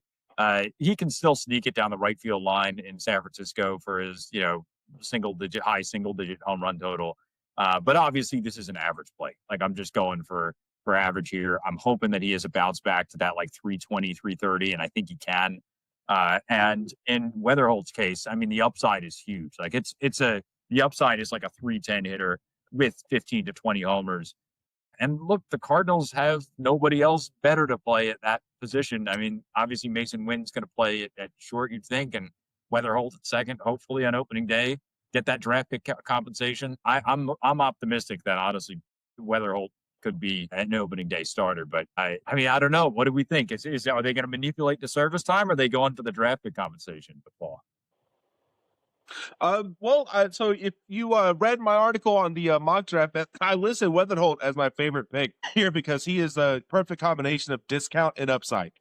Because again, you're not paying a lot, but man, the upside is there for him to be an absolute stud. I last podcast, Britton, you talked about how much you like Thomas Segisi. So I'm sure you're going to have some more thoughts on him there as well. There is a little bit of risk there as well with Thomas Segisi sitting there. But you know what? If you're the Cardinals, you trade away Donovan, you're on a youth movement, and unless Weatherholt comes out and just craps the bed in spring training, it looks like it's his job right now, but I'm not 100% sure. And then just real quick on your other pick, Luis Arraez. I can never say his last name correctly. Luis Arraez. It's a solid average pick play. Going to score some runs, bat at the top of San Francisco's lineup. I do think the batting average is going to get back up to 300 plus because the metrics are all still there in terms of his elite line drive abilities and all that lovely stuff. So I think the batting average will still be there. The runs will be there to help you kind of Bowie and kind of enhance his value. So he's not entirely one dimensional. So especially if your team build calls for needing batting average, then Arise is always going to be a good pick. And again, trade league. If I did this a couple years ago where I traded Luis Arise for Rhys Hoskins before it was the year before last because I needed homers and I was way ahead in batting average. So I went to the guy that needed homers and said, "Hey, you have Luis Arise. I need batting average. I got Rhys Hoskins. You need homers." That was the easy swap. So that's a sneaky way which you can improve your team later. Britton, what are your thoughts? JJ Weatherholt was the best pick of this draft. Where Nathan drafted him, and then obviously what happened later with Brandon Donovan getting traded. So there's a 100% clear path to playing time at second base for the St. Louis Cardinals, which are storied franchise. My grandparents, Marty and Gladys Marisak, R.I.P., or lived in St. Louis. The first baseball game I ever went to was at Busch Stadium, the old Busch Stadium in St. Louis. Back when Ozzie Smith was there. I'm a big fan of the Cardinals and their organization. JJ Weatherholt is a top 10 prospect that might start the season starting second base for the St. Louis Cardinals every single day. So what do we need to know about JJ Weatherholt? Well, let's take a peek here. So at single A, his average was 295. That's okay. His double A average, batting average was 300. That's okay. Triple A, it got better. 314. This guy hits. He knows how to hit, and he's got pop too. He hit 17 home runs and 23 stolen bases last year. So power, speed, second base. Looks like all the makeup, and I'm not a prospect evaluator or anything, but everything that I've read from like James Anderson and all the prospect guys, is it the Welsh? It's like this is a top prospect, and it looks like he's going to start for the St. Louis Cardinals every single day. They're rebuilding. They're not going to manipulate his time, I don't think, because he has a really, really good shot of being in contention. You don't have to win Rookie of the Year. You just have to be, what is it, top 3? I don't know the exact rules, but he's definitely in that mix. So I think JJ Weatherholt he's going to win the job. He's going to hit well, and he's got legit star written all over him. That's what I think. What do you think, Paul? Yeah, no, absolutely. He is my favorite pick here. A great combination of risk and upside and draft price. Weatherholt is a guy who I think that is a great, especially like I mentioned earlier. The middle infield gets real tricky this late in drafts. Got a lot of very uninspiring veterans that you know what you're going to get. Or you chase the upside with someone like Weatherholt this late, and I think this is the perfect time to do it. And let's see here. Well, sorry, but Arise, and that's out of the way there. So let's move on to my rounds 2021. I began with Ryan Walker, round 20, to get my second closer of the draft. With Randy Rodriguez out of the way, he is the closer in San Francisco. He is. There's not much. There's not much to challenge him. So I think he is the guy. The strikeouts disappeared last year, but the stuff did not go away.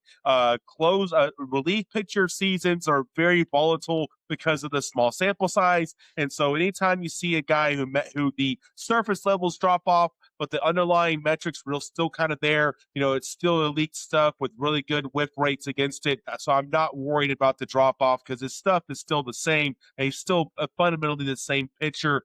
So I do still like Ryan Walker. He's closing for a team who, per FanDuel, is the over-under at 81.5 wins. So a situation in which there's still going to be plenty of save opportunities.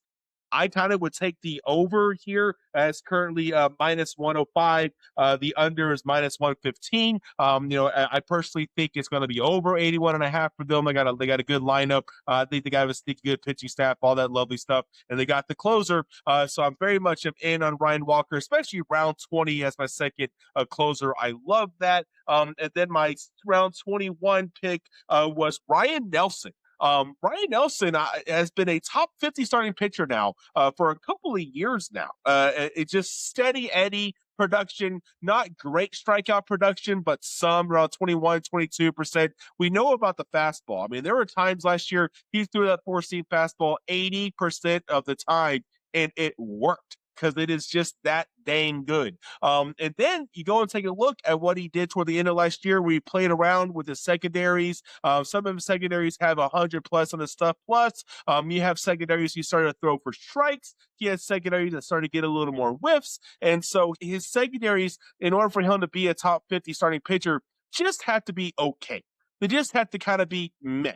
Because when you have the fastball that Nelson does, all you need is an okay secondary pitches to go with it, and you have yourself at least a rock solid top 50 guy, a guy who I think provides really good depth to my rotation.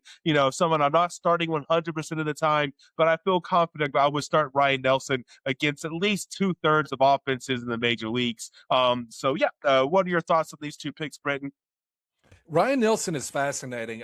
I'll perfectly honest, I didn't really know that much about him. I mean, but when I looked into it, when you picked him, he pitched 154 innings last year. His WHIP was 1.7. That's really good. A 3.39 ERA. I was like that. It was.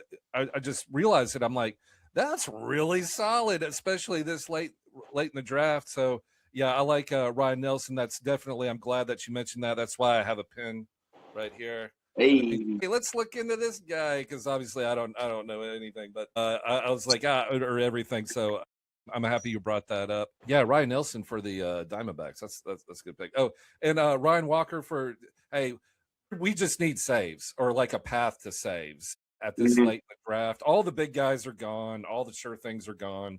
So yeah, Ryan Walker definitely has questions. He got the job. He lost the job. He got the job. He lost the job. Well, I don't know. We'll see. I will say this though. I think the Giants are going to be good because my alma mater, the University of Tennessee, the skipper this year, Tony V. Yeah. Now, how in the world is a manager that's never managed in the minor leagues and of course not major leagues? How's that going to translate? I have no idea, but I'm a Tony V fan. He's a raw guy. Does that work with MLB veterans? I don't know, but I guess we'll find out. So good luck, Tony V. Good luck, Ryan Walker. I'm not a Giants fan, obviously, but I am a Tony V. University of Tennessee fan. So, all right, let's go Giants. Win some games. Yeah, Nathan, what are your thoughts? Well, and you've got Blake Tidwell there now, former University of Tennessee guy. So if anyone's going to take Ryan Walker's job, maybe it'll be him, and then you'll have the University of the Vols trifecta. But yeah, I always we got one person rooting for Ryan Walker to fail just enough to lose his job to Blake Tidwell. But no, I love Ryan Walker's as the pick. I think that he fits this mold of guys where there's inevitably great value whenever you're hated by your own fan base because you know damn well that no Giants fan is going to draft him. But he was a scapegoat. I mean, the results weren't there. The underlying stuff was still really good. He is what he is, and that he's going to carve up righties. And it's just whether his command is good enough to front hip that sinker to lefties. And if it is, then he's dominant. And if it's not, then he can have some inconsistencies in results. Nelson, I think, is a great pick as well. I mean, his upside is a lot greater than what he's shown. There's a lot of risk with the home runs there, and that's been always his issue. Like he pumps fastballs at the top of the zone, and he wants to. If he could throw 90% heaters at the top of the zone, he would. It's just whether guys are sitting on it or not. But the fastball shape's elite. Everything else is just about good enough. And last year he finally got into a zone where he's throwing his breaking stuff for strikes and getting that fastball consistent swing and miss at the top of the zone. And there's SP3 upside there with him. I think the home run balls might be a little bit too much of a problem for him to realistically get there in Arizona because that ball flies out of that ballpark. And he's going to be a fly ball guy, but their outfield's great. So anything that's in the ballpark is getting caught. So you've got that trade-off. But I'm a 2-for-2 fan with that. Although Walker, obviously, there's the chance that he ends up incendiary if the mental load kind of backs up. But they've got no obvious candidate to take the job. So he's got that benefit of lack of competition. Right on, man. I appreciate the feedback there. Let's move on to the next set of picks, Britton. Who do you have at 22-23? All right, Ryan Weathers was my pick. He got traded to the New York Yankees. I don't know when, a boy from a boy, I'm 48. When somebody from the South has become such a Yankees fan that apparently I have become. Ron Weathers, starting pitcher for the New York Yankees. He got traded from Miami, and everybody's heard of Ron Weathers, like lots of potential injuries, kind of like the Edward Cabrera situation, except now it's in New York. So I picked him because I'm a believer in his stuff. And if it works out, SP1 ace, is it going to work out? I wouldn't bet my life on it. But Ryan Weathers is a guy I took a shot at. I mean, there are other guys here that I like. Somebody picked Joe Musgrove. I thought that was a really good pick. In hindsight, I may have done that. But then you've also got like Chad Patrick and Logan Henderson, Jacob Lopez, Zebby Matthews. Like, we're all in that kind of range at this point in the draft where talent, yet very serious questions. And Ryan Weathers is no different. So I just picked the guy that I like the best. So, and then Harrison Bader, man, I ain't got nothing. Yeah, I don't know what happened. Maybe I went to the bathroom or something during that round.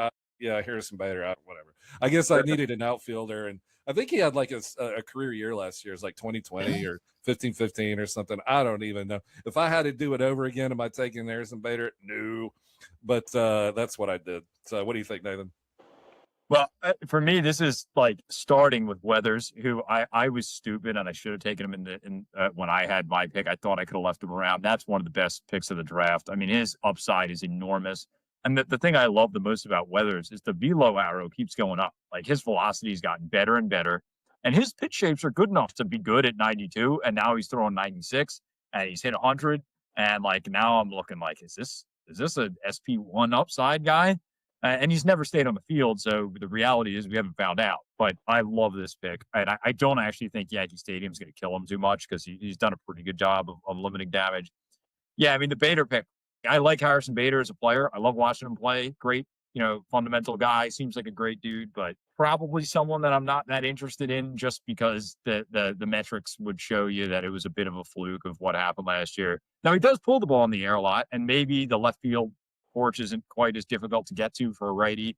Like, there is theoretical upside there, but yeah, I'm a Bader. I'm looking at it as a miss, but I think the quality of the Weathers pick is so great that I'm taking a hit packaging the two together. Maybe Bader can, shoo off, but I love the Weathers one. Yeah, Bader was one of my least favorite picks. I was like, I don't know what happened there. Maybe I hit the wrong button or something. Yeah, sleep with the wheel. Thoughts on that, Paul? Yeah, well, first, Ryan Weathers, I won't beat a dead horse here, but Ryan Weathers, I think, is a solid pick here. The upside will be there if he can stay healthy. On the podcast last year, talked a lot about him early in the year. Whenever he first came back for his first injury before he went down with his next injury. So, this kind of, that's the downside with Weathers, but here we are in these rounds where this is the kind of shots you're going to want to take because, well, it's either this or something very boring, and you're not going to get a whole lot of upside. And I'm thinking it's 12-team setup. You got to chase upside in these rounds. You got to take your shots because you have to be confident in the fact that you're going to be able to find at least streaming level value later in the season. You're going to be able to pick up the Eric Lauers. You're going to be able to pick up the names are slipping my mind right now. The random Astros AAA guy is going to come up and pitch a game against the Rockies outside of Colorado. You're going to get you're going to find streaming level value at some point to replace them, especially this late in the draft. And then Harrison Bader, I'm not a big fan of Harrison Bader, but he does lift and pull the ball nicely. That gives him a good power floor. The San Francisco lineup isn't horrible, and he's also he's a streaky guy, and so he's going to be a guy that if he's your fifth or sixth outfielder, I don't know where he is on your depth chart on your team, but he's a guy that he's going to catch fire, and you're going to love to have him on your team for about 2 weeks. And then once he goes cold, you do one of two things. Put him back on your bench and bring in Caballero to your outfield spot because they think you drafted him earlier, or you can ride that hot streak and trade it at the peak of the hot streak and sell him high because he's going to have really good looking metrics. He's going to have hey, look, he has a 12% barrel rate, hitting the crap out of the ball right now. You sure you don't want him? And maybe get someone to bite. And so, don't love the pick, but play a little devil's advocate here to give a little justification for him. But at the end of the day, there was probably better options on the board. But, the little pro Bader propaganda doesn't hurt anybody. So yeah, before we move on, Britton, you have any more thoughts on your picks before we move on? Nope, that's it. Thank you. Right on, right on. All right, Nathan, who do you have as your 2 picks here at 21, 22? Is that where we're at? One thing I will say, last thing about Bader, are you allowed to take a vibes guy in fantasy? Is that like a hidden sixth category that you're allowed to put? Because maybe then I can get behind it. I have a quick story to follow up on that, Nathan. Sorry to interrupt, but No, when go. he played at St. Louis, I have cousins and family that still lives in St. Louis that they would go out and they would see Harrison Bader out on the town, and they said every time they saw him, he wore the same T-shirt. It was a black T-shirt with, the Rolling Stones have that logo with the mouth with the tongue sticking out. Like that was the T-shirt he wore every single night out and about, young, single, professional athlete. And I always thought that was funny because they know who Harrison Bader was. And they're like, yeah, he wears the same T-shirt out like every night of the week. It's really strange. Think he had more than one of them, or you think he just like Papa Smurf or something? Yeah, I don't know. You open up, I just imagine you open up his closet and he's got like all his game day gear and then like 15 black Rolling Stone concert shirts. Like I guess he loved the Stones. I don't know. Maybe he fired something for. I mean, he's like a cut guy. Maybe that's the only shirt that fit him right. I don't know. It's funny though. Sorry to interrupt. That was a weird story. I'm more enriched for having heard that story. That is well worth the entertainment. Now I'm going to have to figure out how many shirts of those he owns. But to get to my 2, Paul. So the first pick that I took, which maybe I should have taken Weathers instead, but I do love the value of Kodai Senga in the 22nd round, and I took Carlos Correa. Which again, maybe that's a bit of a push, but I do like the upside with Correa. There's a bit of bias there with Correa, admittedly, but my logic for Senga, I mean, his first 12 or whatever, his 13 starts before he got injured in the middle of June he was elite in that period. And the underlying metrics weren't as good, but I'm willing to throw that out a little bit with Senga because of 2 things. One, the track record has been elite, both in the big leagues and in Japan. When he's been on the field, he's been an ace tier starter for most of his professional life. And the other thing is that the big kind of red flag, if you do the digging, is to all right, how does he have like a 1.5 ERA when his expected metrics are like 3.5, which just doesn't make sense. Well, he doesn't give up hits with runners at scoring position, which is not generally considered to be like a sustainable stat. And the idea is, well, if your batting average against is 240, then it's going to eventually normalize at 240 with runners in scoring position. But that's not been the case for 10 years of his professional career in Japan and the U.S. And it's pretty easy to figure out why. Well, he's got one of the best secondaries in baseball in the forkball, and he just spams it when the runner's on base. He throws the thing like 70% of the time. So he's fastball, and then he gets into trouble, and then he's throwing forks and he gets out of jams. So the short version is, I think if he's healthy, he can be an ace tier starter. Now, fantasy wise, that's really more of an SP2/3 because he only pitches once a week. But I'm really happy with the value there with Kodai. And with Correa, I mean, it's a biased pick. I hope he can stay on the field. I hope he's back home now in Houston and he's going to roll back the clock. But he did struggle for a lot of last year, and he's struggled to be on the field. And there's repetitive issues with Correa as well, so in terms of the foot and the ankle, and I get that. Is it the best value pick? Maybe I should have gone for a younger player, but Paul's the Astros guy. Maybe he'll speak some encouragement into me taking his. Yeah, I will. Carlos Correa, I think, is a great value here. Look, you talk about durability. He has had 580 plus plate appearances in 3 of his last 4 seasons. So it's not as much of an injury risk as some people may make it out to be. I think the barrel and the lift should get back to normal. Believe it or not, I didn't believe this when I saw it. He's still only 31 years old. It's not like he's a 38, 39-year-old kind of guy trying to hopefully get one last run at it. He's still got many years of baseball ahead of him. And so, you generally don't think of a guy leaving his prime until 32, 33. So I think he still has plenty left in the tank. He's back in Houston, going to be going for those Crawford boxers in Macon Park over there, going to get some cheapy home runs for you there. I think he's going to be batting in the middle of an Astros lineup that's going to be better than what people may think. Going to get plenty of RBI, plenty of runs, good batting average. I love Carlos Correa, and shortstop and third base eligible.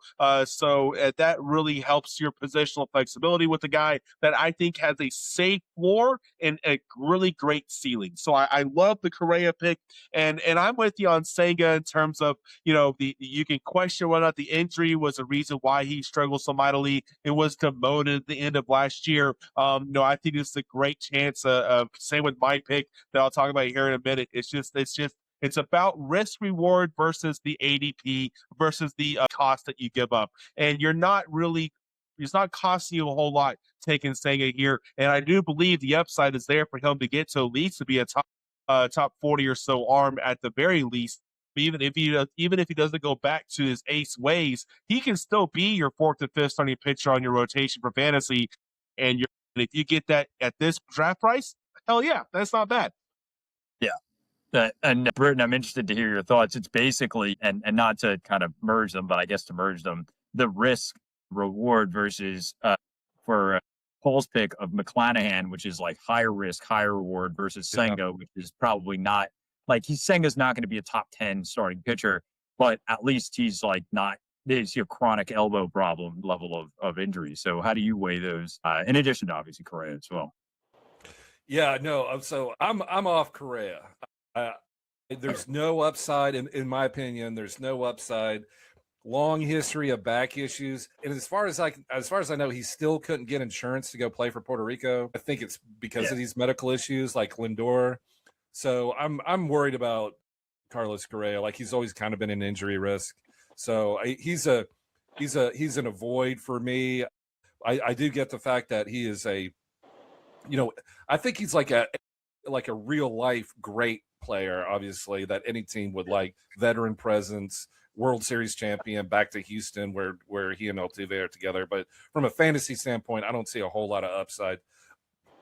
I would much rather take Otto Lopez that got picked a couple rounds later with a little bit of upside. But I kind of I like a bounce back for Kodai Senga for the Mets. In that ballpark with the Ghost Fork, he's only 32 years old. It's not like he's washed or anything. So yeah, I like that pick. It's like we said with Weathers. Right now we're just looking for a pitcher that has starting rotation job and some type of indication of success. And Senga can win a lot of games for the Mets. What do you think, Paul? Yeah.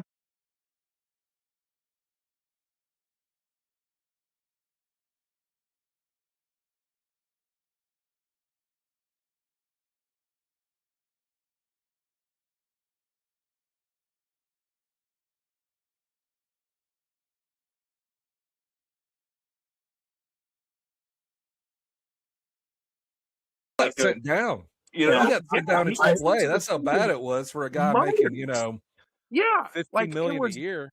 Really, really bad. And so that's why he's so cheap, because, it's not like he struggled with a 4.5 ERA, had a bunch of 5-inning, 4 earned run outings. No, he was getting rocked. And so, who knows what the reason why, but at this draft price, you got a guy who's already shown as much upside as he has. Get him at this price, I'm all for it. I do love that pick. And And one more note on Senga. The end of season kind of Mets postmortem from Anthony DiComo included something that had been rejected by him prior, which is that hamstring injury that he suffered reaching for an errant throw at first base. He had apparently pitched through for the entirety of his return because he didn't get any better, and basically hit it for a while, and then eventually admitted that it was something wrong with him and tried to fix it in the minors. So that's part of my logic there, is that the hope is that if he's just trying to pitch through a hammy injury, and hopefully it's better now, obviously we won't know until he starts pitching, but I'm really hedging that more than anything.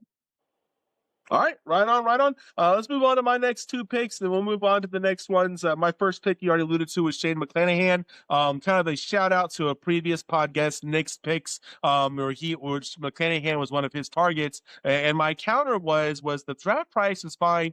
I'm not reaching. I'm not reaching for him now. Well, this is pick 250.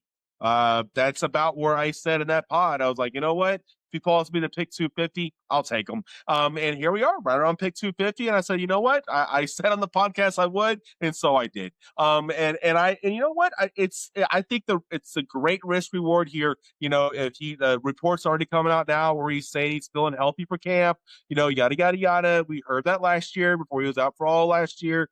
So you know, who knows? But this dude was an ace. This dude was an SP1 at one point before the injuries. He's got that kind of upside. And I would not mind having to drop him in the middle of April if things don't work out. So, I'm going to try and do this year where my final picks are guys that I am not totally married to, where I'm going to hold on to them. I will have no problem jettisoning him, but he still has the upside I potentially could be looking for. And so for me, you know, McClanahan is an easy pick here because he's an easy drop if it doesn't work out. And then my next pick was my third closer, Riley O'Brien. You know, I went ahead, you know, I got David Bednar as my closer one, rock solid. Then a little risk with Ryan Walker. Now I get another guy here who does have risk in terms of we don't know if he actually going to be the closer or not, but he is, in my opinion, the best bullpen option in St. Louis. You know, his main competition, I think, is JoJo Romero. Yeah, I don't know. I don't think he's going to be, I don't think he's much of a threat. And I think Riley O'Brien is a guy that, you know, he will be. The Cardinals are a rock solid team. They're not a great team, but they're good enough where they're going to win about 75 or so games. Going to be enough save opportunities there. But I think he could, I think he's a guy who could be a top 15 closer. And as my third closer in the draft, I'm okay with that. What are your thoughts? Well, I can tell you, I'm going to give you some inside information. Hey, Highly sensitive, burn after reading. But I talked to an insider, and I've told you all about my connection to the St. Louis Cardinals. I've talked to an insider, and I said Deep Throat. hey. I said, who is the Cardinals closer? And this insider, okay, my cousin Bobby, who lives in St. Louis, said it is Riley O'Brien, without a doubt. He's going to be the closer for the St. Louis Cardinals. So the Cardinals are rebuilding, but they're going to win games, obviously. So Riley O'Brien, he did say, keep your eye on Matt Svensson. Mm-hmm. I'm not pronouncing that correctly, but we're going to pretend that I did. Matt Svensson has closer stuff, but he's third in the pecking order. JoJo Romero is a lefty. He's going to pick up some saves when there are a bunch of lefties coming up. But he said Riley O'Brien is clearly the closer in St. Louis. So you're getting a legit closer, late this round. I love it. And remember, cousin Bobby lives in St. Louis, reads the St. Louis Dispatch every day. So obviously he knows the internal workings. Obviously. Well, if he's got KMOX in the background for long enough, you'll eventually get the internal workings. One of the great things about the Cardinals is that they're more open with their fan base than other organizations are. But I like the O'Brien pick because I'm with. I mean, I don't have the inside sources, granted, but I think I see him as the regular closer, especially against righties. Like, obviously, Romero against left-handers is possible. He had a hot streak last year where he got a bunch of saves, but I think Riley O'Brien's the closer. I'm not so sure. I'm optimistic they're going to win 75-plus games. I could see their win total starting with the 6, but I think they're honestly, in my view, a last-place team. But they're not going to be horrible. Like, I think they'll be, 68 to probably 72, 75 wins in that range. And McClanahan, I think, is just a great gamble. I mean, this is like legitimate ace tier, like actual ace tier upside. And at this point, like, do you really care? If you go through and look through the entire list of starters that have been taken, 60% of them, 70% of them are going to be dropped anyway. So why not take a crack at someone? Yeah, he might be slightly more likely to be dropped than like your safe 4 starter, but he's got a chance to be like a type of starter you take in the first 5 rounds. So I think it's a great gamble at this point in the draft. Yeah, I totally agree. Right on. All right, Brent, let's move on to your next picks. round 24, 25. What you got? All right, I'm going to make this short and sweet. My first 24 was Sir Anthony Dominguez, who's the closer for the Chicago White Sox. Is he super talented? And probably no, but the White Sox signed him. They did they came out, the front office said he is our closer. So at some point I waited on saves, not 100% sure why, but I did it. So I need to get a closer, and he is the closer for the White Sox, Sir Anthony Dominguez. My second pick, my 25th round pick, I'm really excited about. His name's Moises Ballesteros, and he's a UT only guy, catcher for the Chicago Cubs. I've looked at Moises Ballesteros' like minor league track record. It is super impressive. Like every single level he hits, he's just a really good hitter. He got called up, and during the playoffs, I remember this distinctly. During the playoffs, they were playing the Brewers, and the bases were loaded, and Ballesteros came up to the plate and lined a double, cleared the bases. And I remember them after the game asking the Cubs manager, were you comfortable putting a rookie in that situation? And he's like, I'm 1,000% comfortable with Moises Ballesteros in that situation because he's a great hitter and he's a big part of our future. So that always stuck with me. It looks like he's in a platoon situation, but I believe in him. I think he's a great hitter. I think he's going to be swinging away in Wrigley Field for a while. So that was my pick, Moises Ballesteros in the round 25. Yeah, Nathan? Yeah, and my thought is that maybe he could catch. I mean, he's kind of positionless in a way, but like really, he's raked everywhere he's been. The body type, is sometimes yes, exactly. And people look. I mean, people are like, oh, well, he's not athletic enough to catch. I mean, Alejandro Kirk is one of the best defensive catchers in baseball. Like if he can do it, then anyone can do it. He's the inspiration for that. So, but I think it's Dominguez for me is a miss only because he's going to be inconsistent enough that he's going to lose his closer job at some point. And I mean, there's a couple White Sox arms I like more for the future. Grant Taylor and Freelander Baroa, I think both have better closer upside. But Ballesteros, like if he ever gets a chance to play every day, I think he's going to hit. And like that's all you need for fantasy. It doesn't matter whether he's minus a gazillion in every defensive metric in the world. As long as he's good enough to stay on the field, then I'm happy. So I'm giving Ballesteros a thumbs up.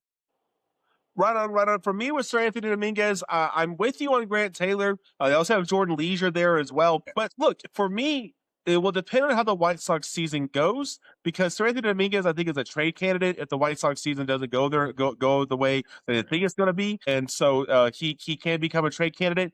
But if this White Sox team does what we think it can do and can kind of hover in the hunt, then they're going to hold on to him. They're going to keep him as the closer because I think that he has the late inning experience in order to be a kind of a steady guy at the back end of the bullpen. But at the same time, if the White Sox season if they White Sox again and they crap out and Murakami strikes out 40% of the time, Kyle Till isn't what we think he is, Miguel Vargas takes a step back, these things all happen and the White Sox go back to being the White Sox, then I could see Sir Anthony Dominguez losing his job, not because he's bad at it, but because they're now looking forward to the future again and they're going to give Grant Taylor the shot. But at the same time, though, I don't think it's going to happen. I think the White Sox are going to be they're not going to be great, but they're going to hover. They're going to hover around 500. They're going to win some ball games, and they haven't been competitive there in a very long time. And so I think that they're going to be okay enough that they're not going to be a major fire sale. They already have plenty of young talent in the majors right now that I don't think they're necessarily looking to really rebuild their farm system because they're kind of at that point in the rebuild where they've got the young guys. They've got the Colson Montgomerys, the Lennon Sosas, the Chase Meadross, the Minnetonka Murakamis. They got the guys. Now can they kind of put together a competitive season? And so I do like the Sir Anthony Dominguez pick here. He's a guy who I was very close to putting him at my 20th spot in my closer list. I did not, but he's definitely right there on the outside looking in. So at this price, I'm A-okay with it. And then Moises Ballesteros, man, I have him in a dynasty league, and I have been pushing trade offers away from him for a very long time. I have held him in high esteem in trade discussions where I say, you want Ballesteros, I need something very serious in return. And I haven't gotten that deal yet because he is worth that. And this man, I think this is the year that he should be able to break out. They didn't bring back Kyle Tucker, and I like Carson Kelly, but like, if he doesn't, last season was kind of almost out of nowhere, kind of, and so like, who knows if he's going to be the long-term catcher there for them this year. And with ABS, those Ballesteros have to be an amazing catcher to be effective anymore. Who knows? So there might be a situation in which he gets catcher eligibility here as well. We might not just remain at util. So we'll see on that. But like you said, man, Ballesteros, all he does is hit. He hits, and he hits some more. And for fantasy, that's all you need. So any more thoughts to your picks, Britton, before we move on? No, that's it. Right on. All right, Nathan, give us your picks 24-25. Sure. So 24, we took Jonah Tong, who, of course, has been up around the top of the starting pitcher prospect rankings and is there again. 25th, I took Matt Wallner. Really just, this is a power play. I mean, you're going for the home runs here. He could hit 25 plus homers. It's a pretty singular category focus there. But with Tong, I don't know that he's going to get the chance to start the year in the big leagues, which I don't really care about. My focus is where is he in the pecking order when the Mets inevitably have to play, get their starting rotation, as is sometimes often always the case. But in his case, I mean, the strikeout to walk ratio is going to be so good. He's going to get so many strikeouts in the big leagues. Even if the damage control is as bad as it was last year, I still know that he's going to miss bats. And so that at the bare minimum gives me a floor. And then if his ERA is anywhere close to what it was in the minors, then I'm thrilled with that pick. So it's an upside play, probably maybe a bit too early, but it's 24th. Like, I don't really care if I have to drop him. If he's in the minors, gets hurt, stinks, whatever, then it is what it is. It's an easy one to drop. Yeah, no, I love Jonah Tong. I about a year and a half ago, 2 years ago, when I first took over a fantasy squad, I traded away Jordan Walker for both Jonah Tong and Gary Gilhill, and I caught a lot of crap for it. But you know what? I think it's looking pretty good now because Jordan Walker, maybe Driveline saves him, who knows? But Jonah Tong looks like a guy who's legitimate pitcher upside. Now, I don't know if y'all know the name Gary Gilhill, but you should get to know that name. I think he's going to make a mark at the end of this year for the Rays. But anyways, so I think that so I love that trade for me. I love Jonah Tong. Anthony Case, our dynasty dude here over at Sports Ethos, also loves Jonah Tong. So obviously we're right. And he's going to be a top 25 arm this year. No. But, I love the talent with Jonah Tong.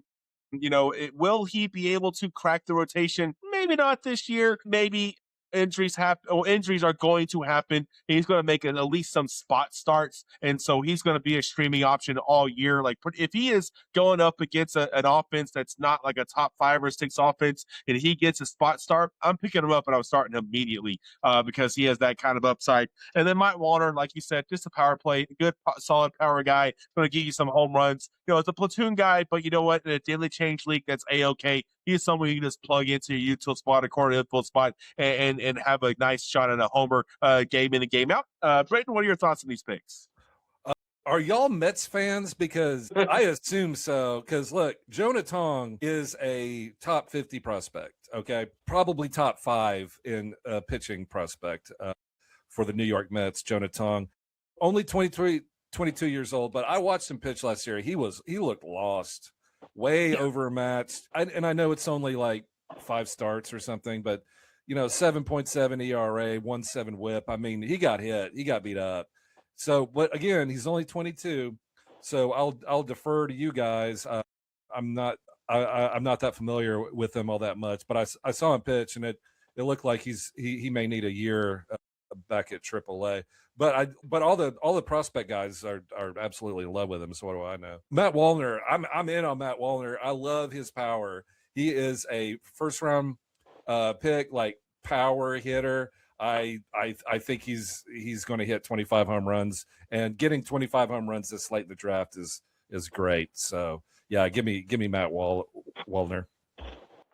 Right on. So let's move on to my rounds pick 24-25.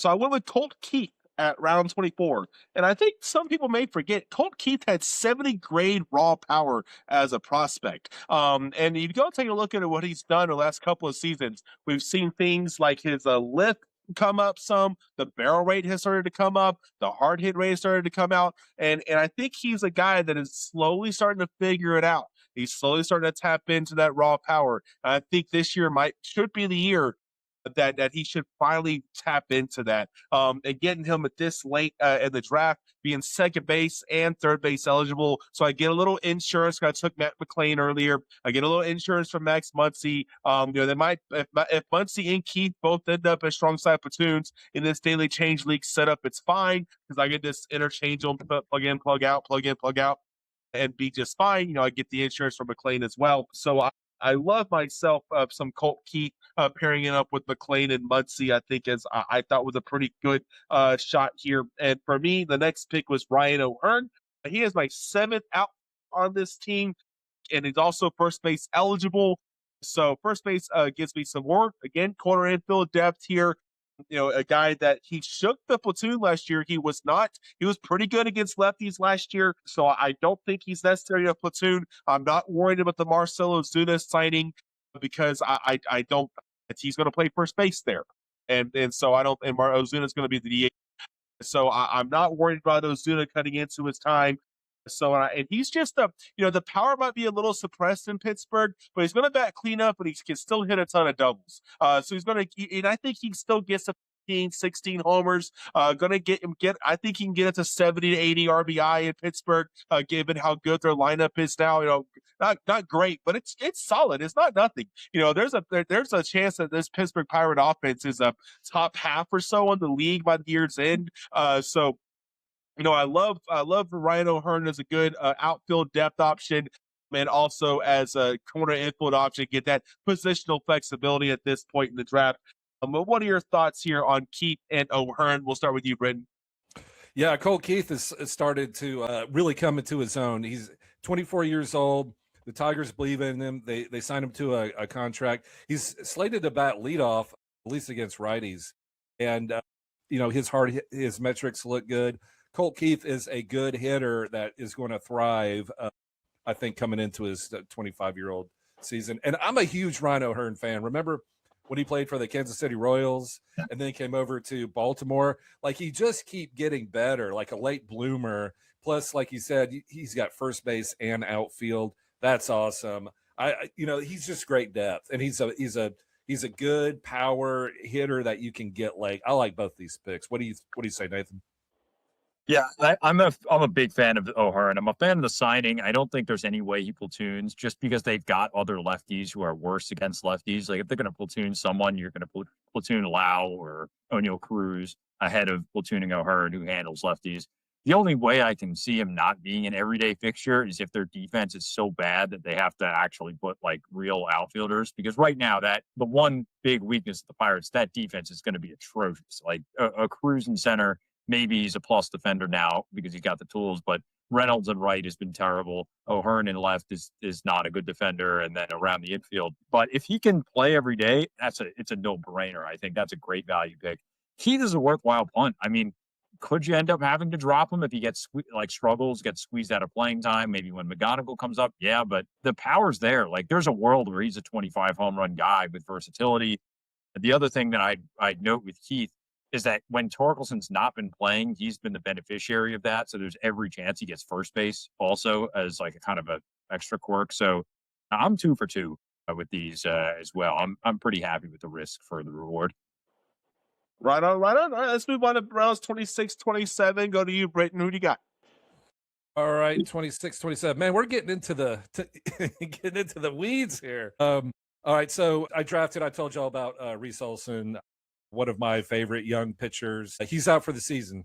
He had shoulder surgery either today or yesterday. He's not going to play this year. So RIP, Reese Olson. I wish you the best recovery. My round 27 pick was Chad Patrick, who doesn't get a lot of buzz. Starting pitcher for the Milwaukee Brewers, Chad Patrick. He was surprisingly good last year. Now, look, is he going to win your league? No, sir. He's not coming out of, he's not when a Ryan Weathers, a crazy like top 5 Cy Young, out of nowhere type of situation. That's not who he is. But he's a solid pitcher. He plays for a good team with the Milwaukee Brewers. He's in their starting rotation. A whole lot of upside. No, there isn't. But he's just a good pitcher. So I went with depth there. So I was looking for 2 pitchers that I liked. I went Reese Olson, injured. We know that now. And then Chad Patrick, who I like too, to pick up some wins and help your ratios for this late in the draft. What do you think now? Yeah, I mean, the Olsen pick I would have loved if he was healthy. Like, I think that would have been one of my favorite ones. And obviously, it's unfortunate what happened with him. Chad Patrick, I think, is solid. I think the belief for me with Patrick is mainly in the organization, that the Brewers have done a really good job of making these kind of like mediocre stuff guys actually pitch really well. And that's really what he is. Like, there's nothing that jumps off the page. But if that ERA like is in the mid to maybe even low 3s, and he's obviously going to win games because the Brewers are a great team, that could be a really nice value pick at 27. So I'm definitely fine with Chad Patrick there. Yeah, absolutely. I had Chad Patrick was featured as a streamer a lot last year when he made starts last year. I think you're selling his upside a little short, Britton. I'm pulling it up right now, trying to confirm here, but if I remember correctly, he had a strikeout rate in a 25-26% range last year. He showed better swing and miss stuff than I thought he had. So I think he's got a little more upside there. So I do like the Chad Patrick pick here. I think it's his rock solid. He's a guy that I think he can finish at the top 50 arm next year. And it wouldn't surprise me at all there. And then of course Reese Olson going down womp womp. That just sucks. But hey, there's a mock draft, so whatever. It's fine. But I really like the Chad Patrick pick. I really do. So let's move things along here. Nathan, who'd you have at round 26 and 27? So I went double prospect outfielders, and I took Owen Casey, who of course is now with the Marlins, returned for Edward Cabrera, and Chase DeLauder, who made his major league debut in the playoffs last year. A couple unfortunate incidents there, but I really believe in DeLauder's bat, and I think he's really capable of playing all 3 outfield positions. Casey, I'm more excited about, honestly. Just his power is tremendous. He's going to get a chance to play, I think, maybe even against lefties, just because of how left-handed the Marlins are, but at least against righties every day. And that could be a really high upside play. The floor is low with him. The strikeouts are a concern, but I'm happy to take a punt. Like, the way I look at it is either he's off my team in 3 weeks, or he's like a bona fide outfielder and like one of my leading home run guys. I think a high upside play, but I'm happy with both of those kind of shots in the dark. No, Brett, what are your thoughts? Yeah, totally agree. Owen Casey, I don't think people remember like how good he was before he got called up to the Cubs. Now he struggled like Mike Trout, like 99% of hitters that struggle. But Owen Casey in the minor leagues was killing it last year, like literally, with a machine gun, mowing it down left and right. Now, when he got called up, he had good moments. He also had a 40% strike rate. You can't strike out 40% and be in the major leagues. You just can't. So, but look, he's young. He's talented. It's going to get figured out. So I liked Owen Casey to because you're getting him at a discount because he struggled. If he hadn't been called up last year and struggled, he would have been drafted 15 rounds earlier, just because of what he did in the minor leagues. But, because we're all human and, recency bias, we're like, oh, well, he didn't play well for a month of his life, in the major leagues, first time seeing major league pitching. So therefore he's not a good hitter. That's not true. None of that's true. He's a legit power prospect that and now that he's been traded to Miami is going to take off. Chase DeLauder is kind of the same way, but his thing is injuries. Like you get a sense of how good he is. Like I've seen him a couple times in the Arizona Fall League for first pitch Arizona and Phoenix, and like you see how good he is. Like he looks legit.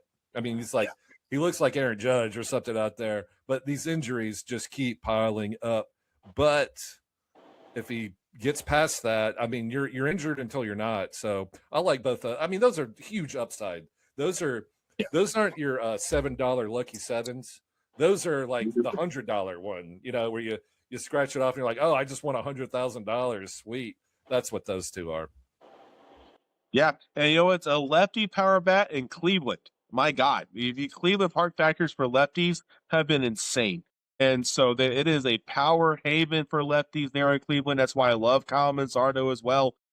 Chase DeLauder, I think, has a great shot here. If he can stay healthy, I think he can turn into a top 50 outfielder this year, if not better. And then same with Owen Casey. You know, the flip side, you know, I mentioned earlier about how, you know, the Cubs giving up Owen Casey to get Edward Cabrera. Well, they gave up Edward Cabrera to get Owen Casey.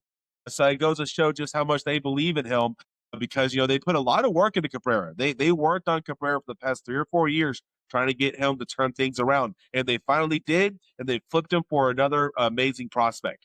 So I think it goes to show just how much they value Casey, how much they think he can, how good he can be. And you know what? That Miami offense ain't bad. You know, they got a lot of guys there now. I think if you all put it Yeah. together, Stowers, you know, Xavier Edwards and Otto Lopez at the top, setting things up for Stowers and Casey. Griffin Conine is someone that I think can be a real nice, real deep league sleeper kind of guy. And so that they got dudes over there in Miami. So it's not like the county stats are going to be awful. So I love these two picks for you, Nate. So let's move on to my two picks here. I began with now all my picks from here on out are starting pitchers. My draft strategy here was to fill up my offensive bench here, get guys like Colt Keith and the Max Muncies and all those guys earlier, Ryan O'Hearn, kind of fill up my bench here, get a little positional flexibility on my bench, and then I'm going to ride out my rotation here these last 4 picks. So my first one is Joey Cantillo. I don't know if he's listed as a starter roster resource or not. He should be. The way he pitched last year, the way he showed pretty solid swing and miss kind of guy. He's the guy that I think can easily finish top 50, if not better, with his type of swing and miss abilities. And then my 27th round pick, bit of a homer pick, but I think it's a great pick. It's Mike Burrows. You know, look, just like the Cubs trading away Edward Cabrera to get Owen Casey and vice versa. The Astros gave up 2 of their top prospects for Mike Burrows, and the Astros, they ain't got prospects that's growing on trees in Houston nowadays. So for them to give up 2 of their top prospects, Anderson Brito and Jacob Melton,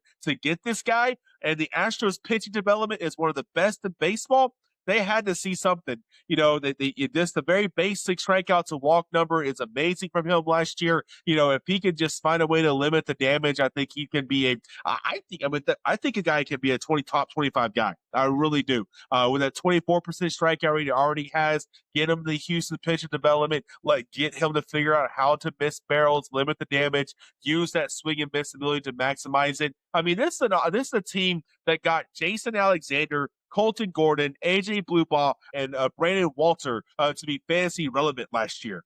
My God, you remember any of those guys? Because I mean, I do because I'm an Astros fan, but those guys just came out of nowhere and were legit fantasy assets whenever they were with the Astros. And so I love this for the Astros. I love Mike Burrows as a late round guy because I think he has legitimate upside. Britton, what are your thoughts on these two picks? Love these 2 picks.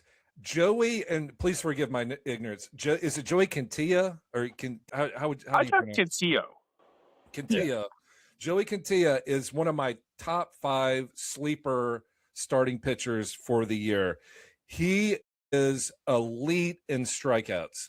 Look at his K per 9 throughout his career, like literally going back to 2017, 15, 11, 12. It's never been under 10.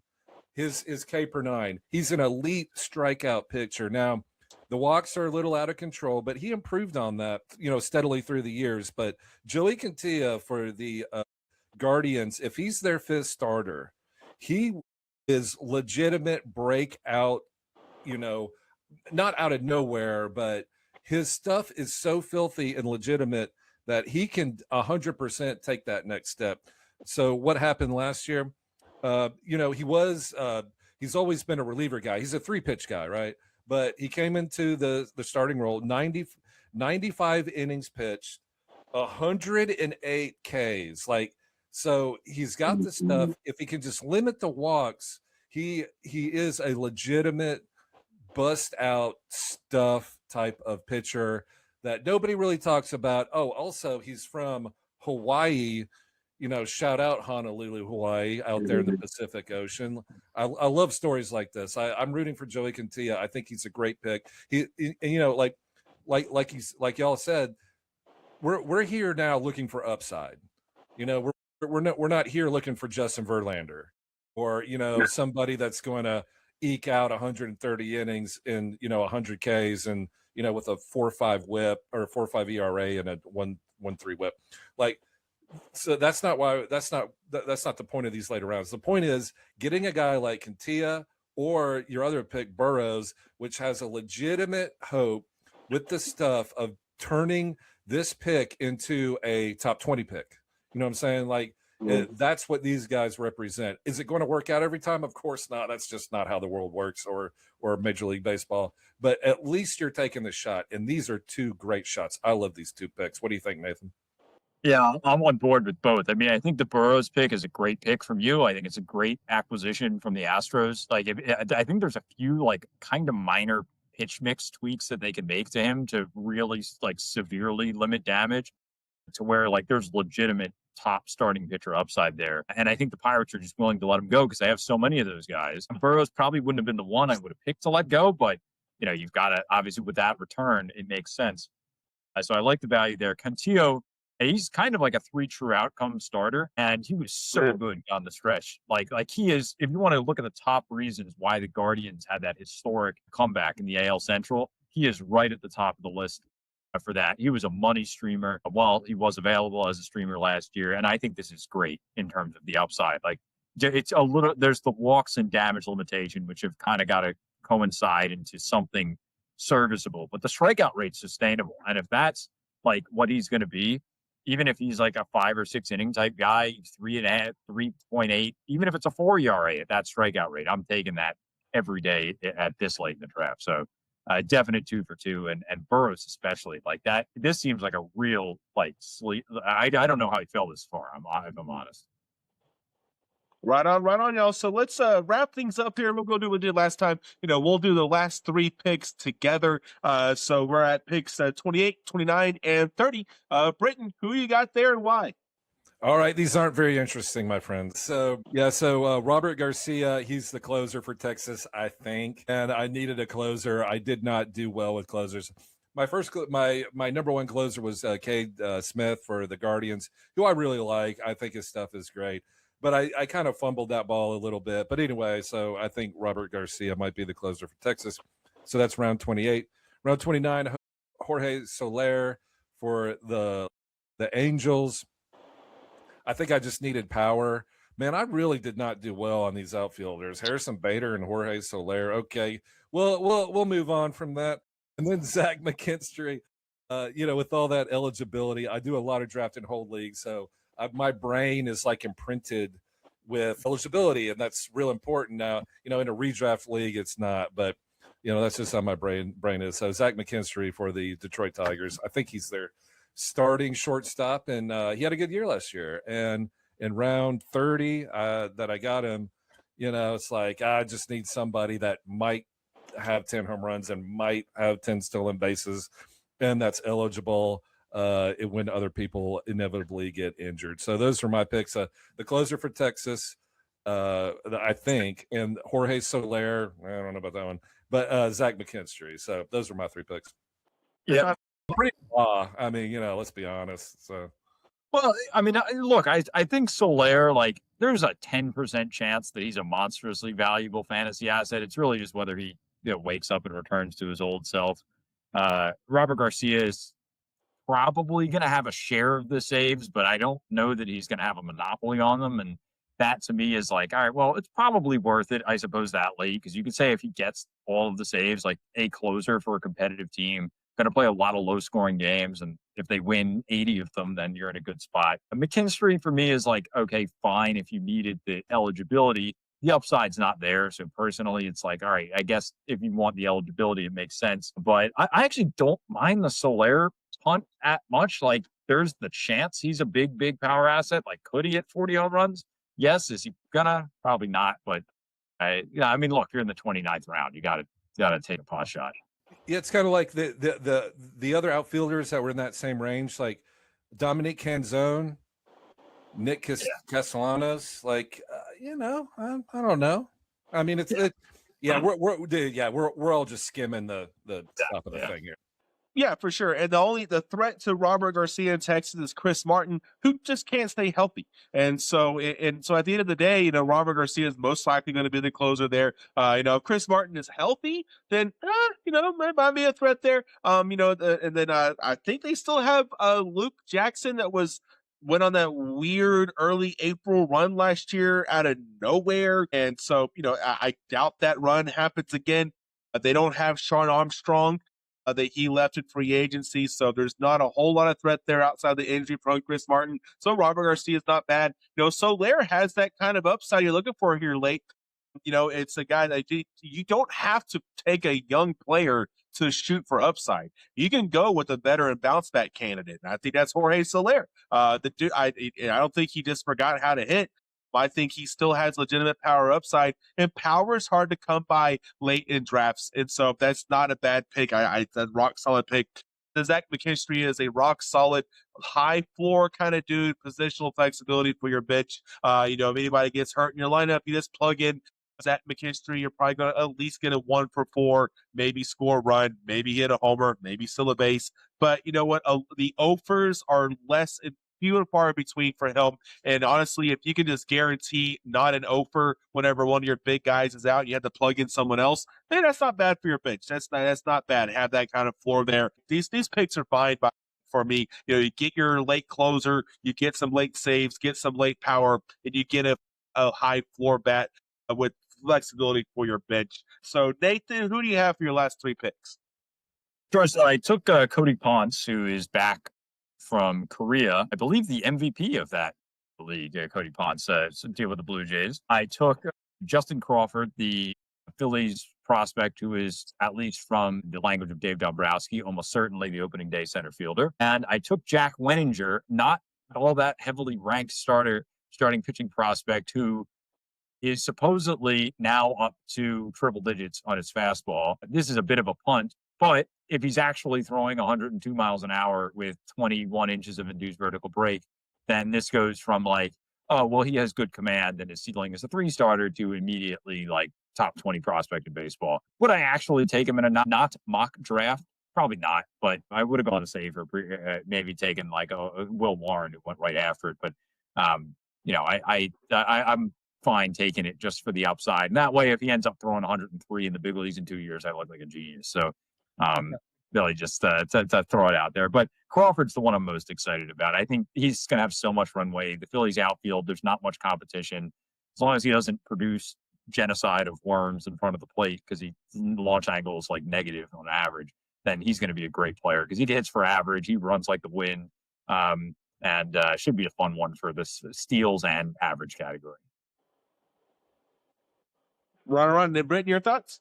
Yeah, Justin Crawford, I think, is going to start the season as a starter for the Phillies. Love that pick. Good hitter, speed. He's going to be super valuable in the 29th round. That's awesome.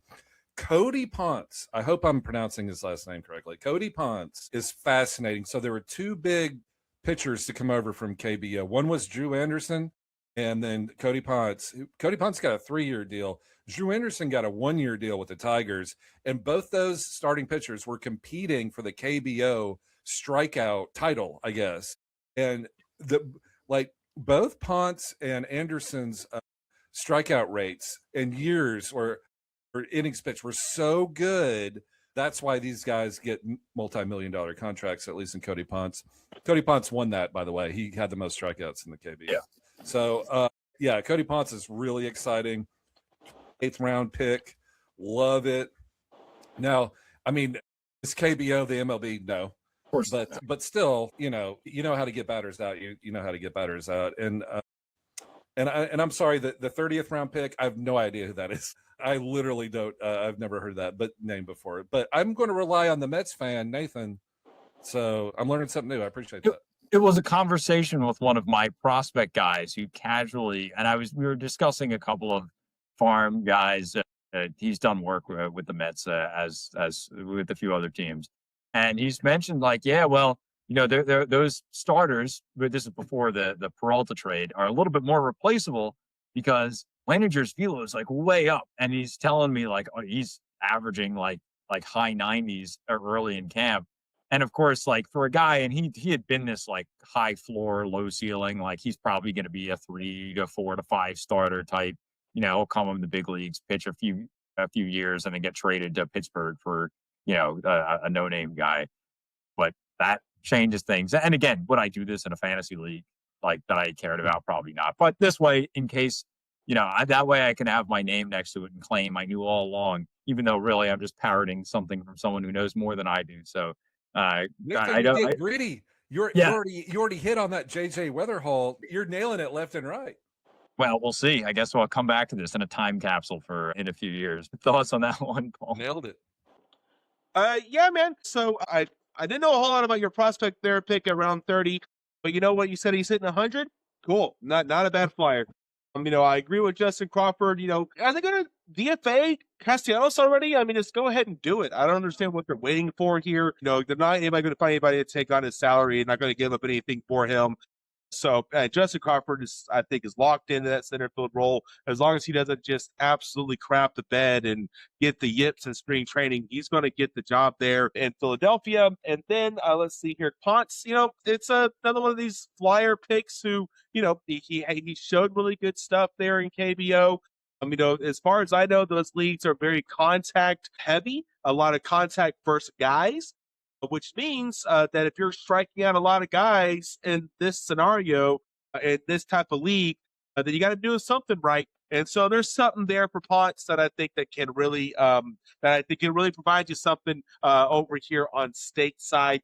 So let's get into my final 3 picks before we wrap things up. My round 27 pick or 28 pick was Reynaldo Lopez. Talked about him a little bit earlier when we talked about the Schwellenbach injury. 199 ERA before he went down. Had strikeout upside, had the whiffs, had the swinging strike. Let's see, with a 2.92 FIP and a 12.2% swinging strike rate. I'll take that. He's not going to be a 1.99 ERA, but it's a sub-3 FIP with a 12% plus swinging strike rate. I think right now Lopez, everyone's just sleeping on him.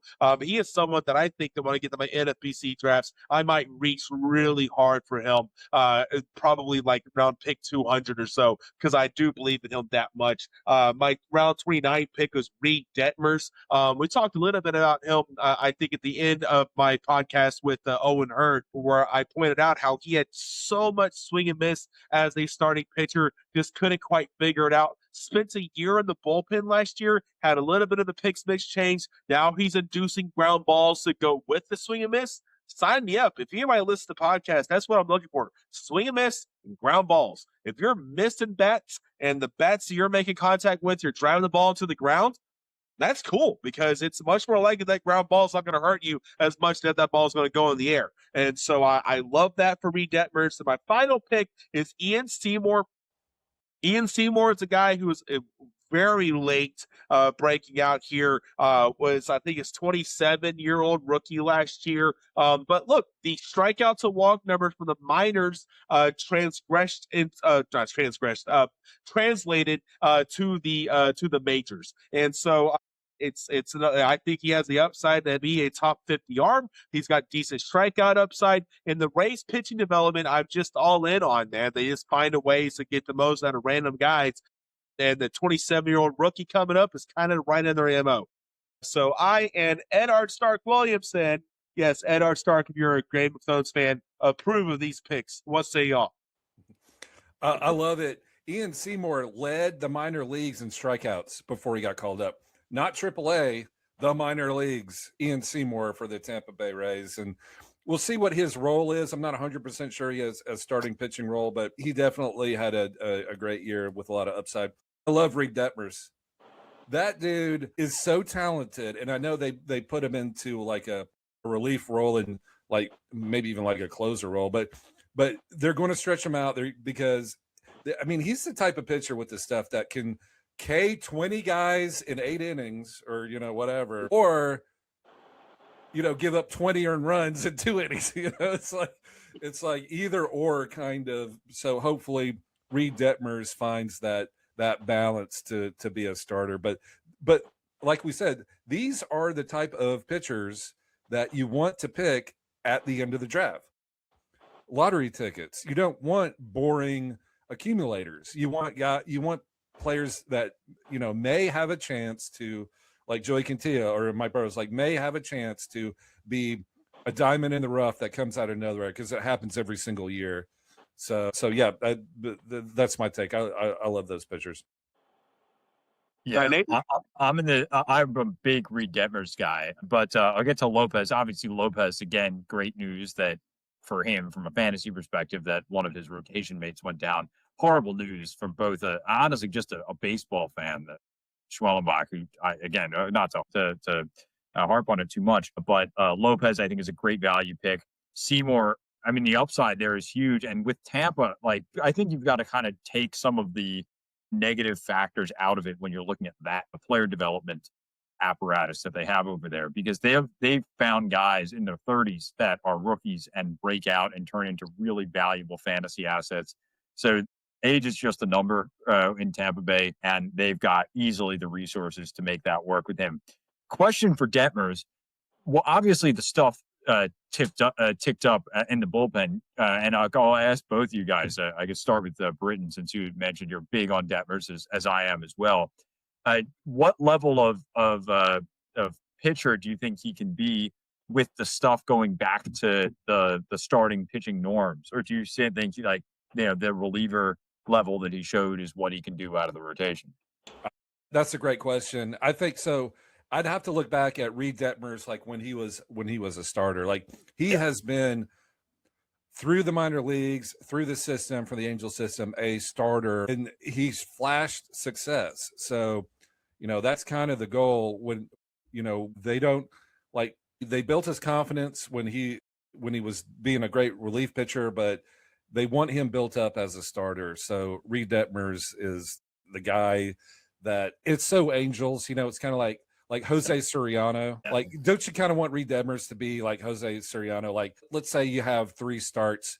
Let's say 2 of them are great and one's abysmal. Like, that's kind of how it goes. Like, elite strikeout stuff, just like 1 or 2 tweaks away from getting, like, reaching that next elite level. Jose Soriano and Reed Detmers for the Angels. Like, it's close. And it's so close that you're not willing as an organization to give up on something that's close with that much promise. So I think Reed Detmers is going to get another shot. And, at round 28, 30, 29, whatever it is, heck yeah. I mean, because look at the, if y'all have the draft board up, I mean, look at the other players around here. Do you want Seth Lugo? Do you want Lucas Giolito? No. Do you want Chris Bassett? Do you want Mike Walker? No. Give me Reed Detmers. At least there's some upside there at this point in the draft. Although somebody drafted Patrick Messick for the Guardians, I would take him ahead of everybody. Yeah. But that's another. He was part of that run as well. Messick was a gem. But yeah, I mean, that's the quirky part about Detmers is worst case scenario, honestly, could be him having value as a closer. I mean, obviously you figure Ben Joyce is going to have the job there, but if you want to look at Detmers, okay, they're going to make him a starter again. And I believe in his stuff. I think his stuff's good enough. I honestly, worst case for his career is that I think you see something like, what happened with, well, you could list it. I mean, it's going to happen with Soriano. It happened like Griffin Canning, where they leave the Angels because they don't know how to develop pitchers. And, maybe they go somewhere else and turn into a 5-and-fly guy, but he'll figure it out somewhere. Patrick Sandoval's another you can add to that list of like Angels that is guys. Such a great list, Nathan. I forgot about that. Can you imagine if you have, like, a couple of years ago, Reed Detmers, Jose Soriano, Griffin Canning, all on your team? You're like, oh my God, this is so exciting. These young arms, And now you end up with the Angels. And who knows? Maybe, I mean, I had picked the Angels too many years in a row to be competent, and I'm giving up on them. But who knows? I mean, they've got the talent. Their farm is bereft of talent for the most part, but the major league team has got enough assets to actually do something. But it's, look, honestly, that those picks for me 3 for 3 just because of the upside. I mean, I guess Seymour, to be fair, is the real punt. But what else are you doing in round 30? Taking a guy in the minor leagues who's supposedly throws 101 now and is allegedly going to be great as a result. So I don't mind it. I think we lost Paul. But I will close us out if we have. We'll edit that last bit out. But uh, All we'll good. let me timestamp it here. 2:34:13. Okay, so we'll just cut that bit out.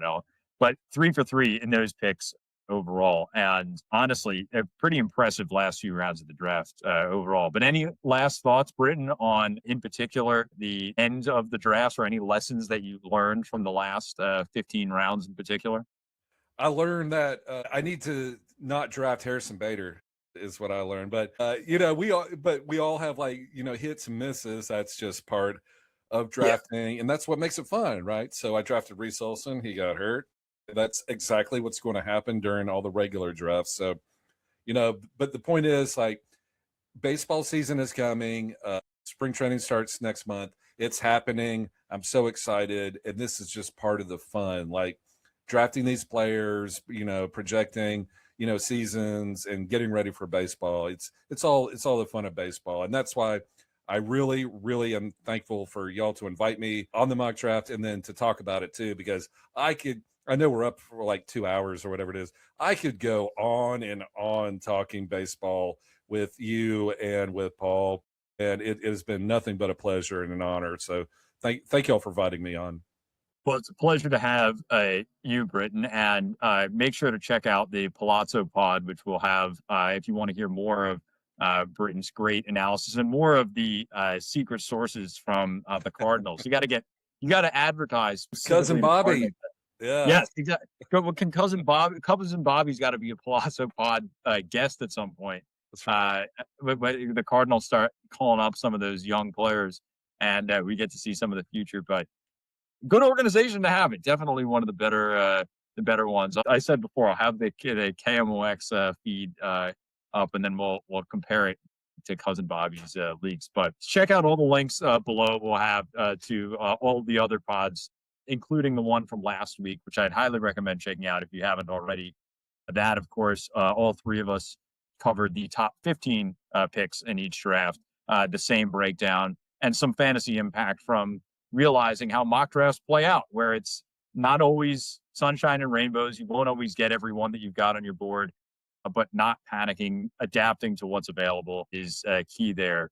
And we'll have more mock content as we get closer to the season. Obviously, the draft guides come out. Make sure to follow Paul at PaulW_34 at. It's my name. It's just my name. It's nothing. It's nothing weird. Just with my name. An A. Yeah, it is a little different. BRITTONALLAN. That's my name. And the Pallazzo podcast, we do fantasy baseball. That's all we talk about, and we just have fun with it. Comes out twice a week. So once on Friday, and then once on Sunday. So if you would, come to the YouTube channel on Pallazzo Podcast, 2 L's, 2 Z's, PALLAZZO. And if you love baseball and fantasy baseball, that's all we talk about. So yeah, please come check it out if you want to. And I can personally vouch that it's definitely well worth a listen. And the timing of it is tremendous too, because it's like, it's a great weekend, like wind down type of watch or listen, depending on whether you're an audio or video person. And if you're an audio person and you're listening to this, you've got to check out the video at least of the last 10 minutes, just so you can see the cameo of Paul's adorable cat, which, so if there's ever reason to go on YouTube to check out the Pallazzo pod, you can also check out that cameo as well. That might have to be a separate feature. Cats win. The cats win again. That's that. Yeah. Hey, nature versus man. Nature won tonight. So that's how it goes. Yeah, it did. But thank you again, Britton. Make sure to check out the Pallazzo pod. Follow Britton at Britton Allan, myself at NBakerNGB, at Sports Ethos on all of our platforms, and of course can follow the pod wherever you get your podcasts: Apple Pod, Spotify, YouTube, you name it, it's there. But anything else you want to add, Britton, before we sign off? Just saying, God bless you. If you're listening this long to two dudes or three, it was three dudes and a cat. Now it's two dudes because the cat took out the other guy. Now it's two dudes talking fantasy baseball 2.5 hours in. Let's be friends. You're awesome. Appreciate you. In the 30th round of a mock draft. So right. In a mock draft. Right. Absolute champion to everyone who's still tuned in. Yes, myself as well. And much appreciated for the support. Definitely show some love over there for sure. But until next time, this is the Sports Ethos Fantasy MLB Today podcast presented by FanDuel.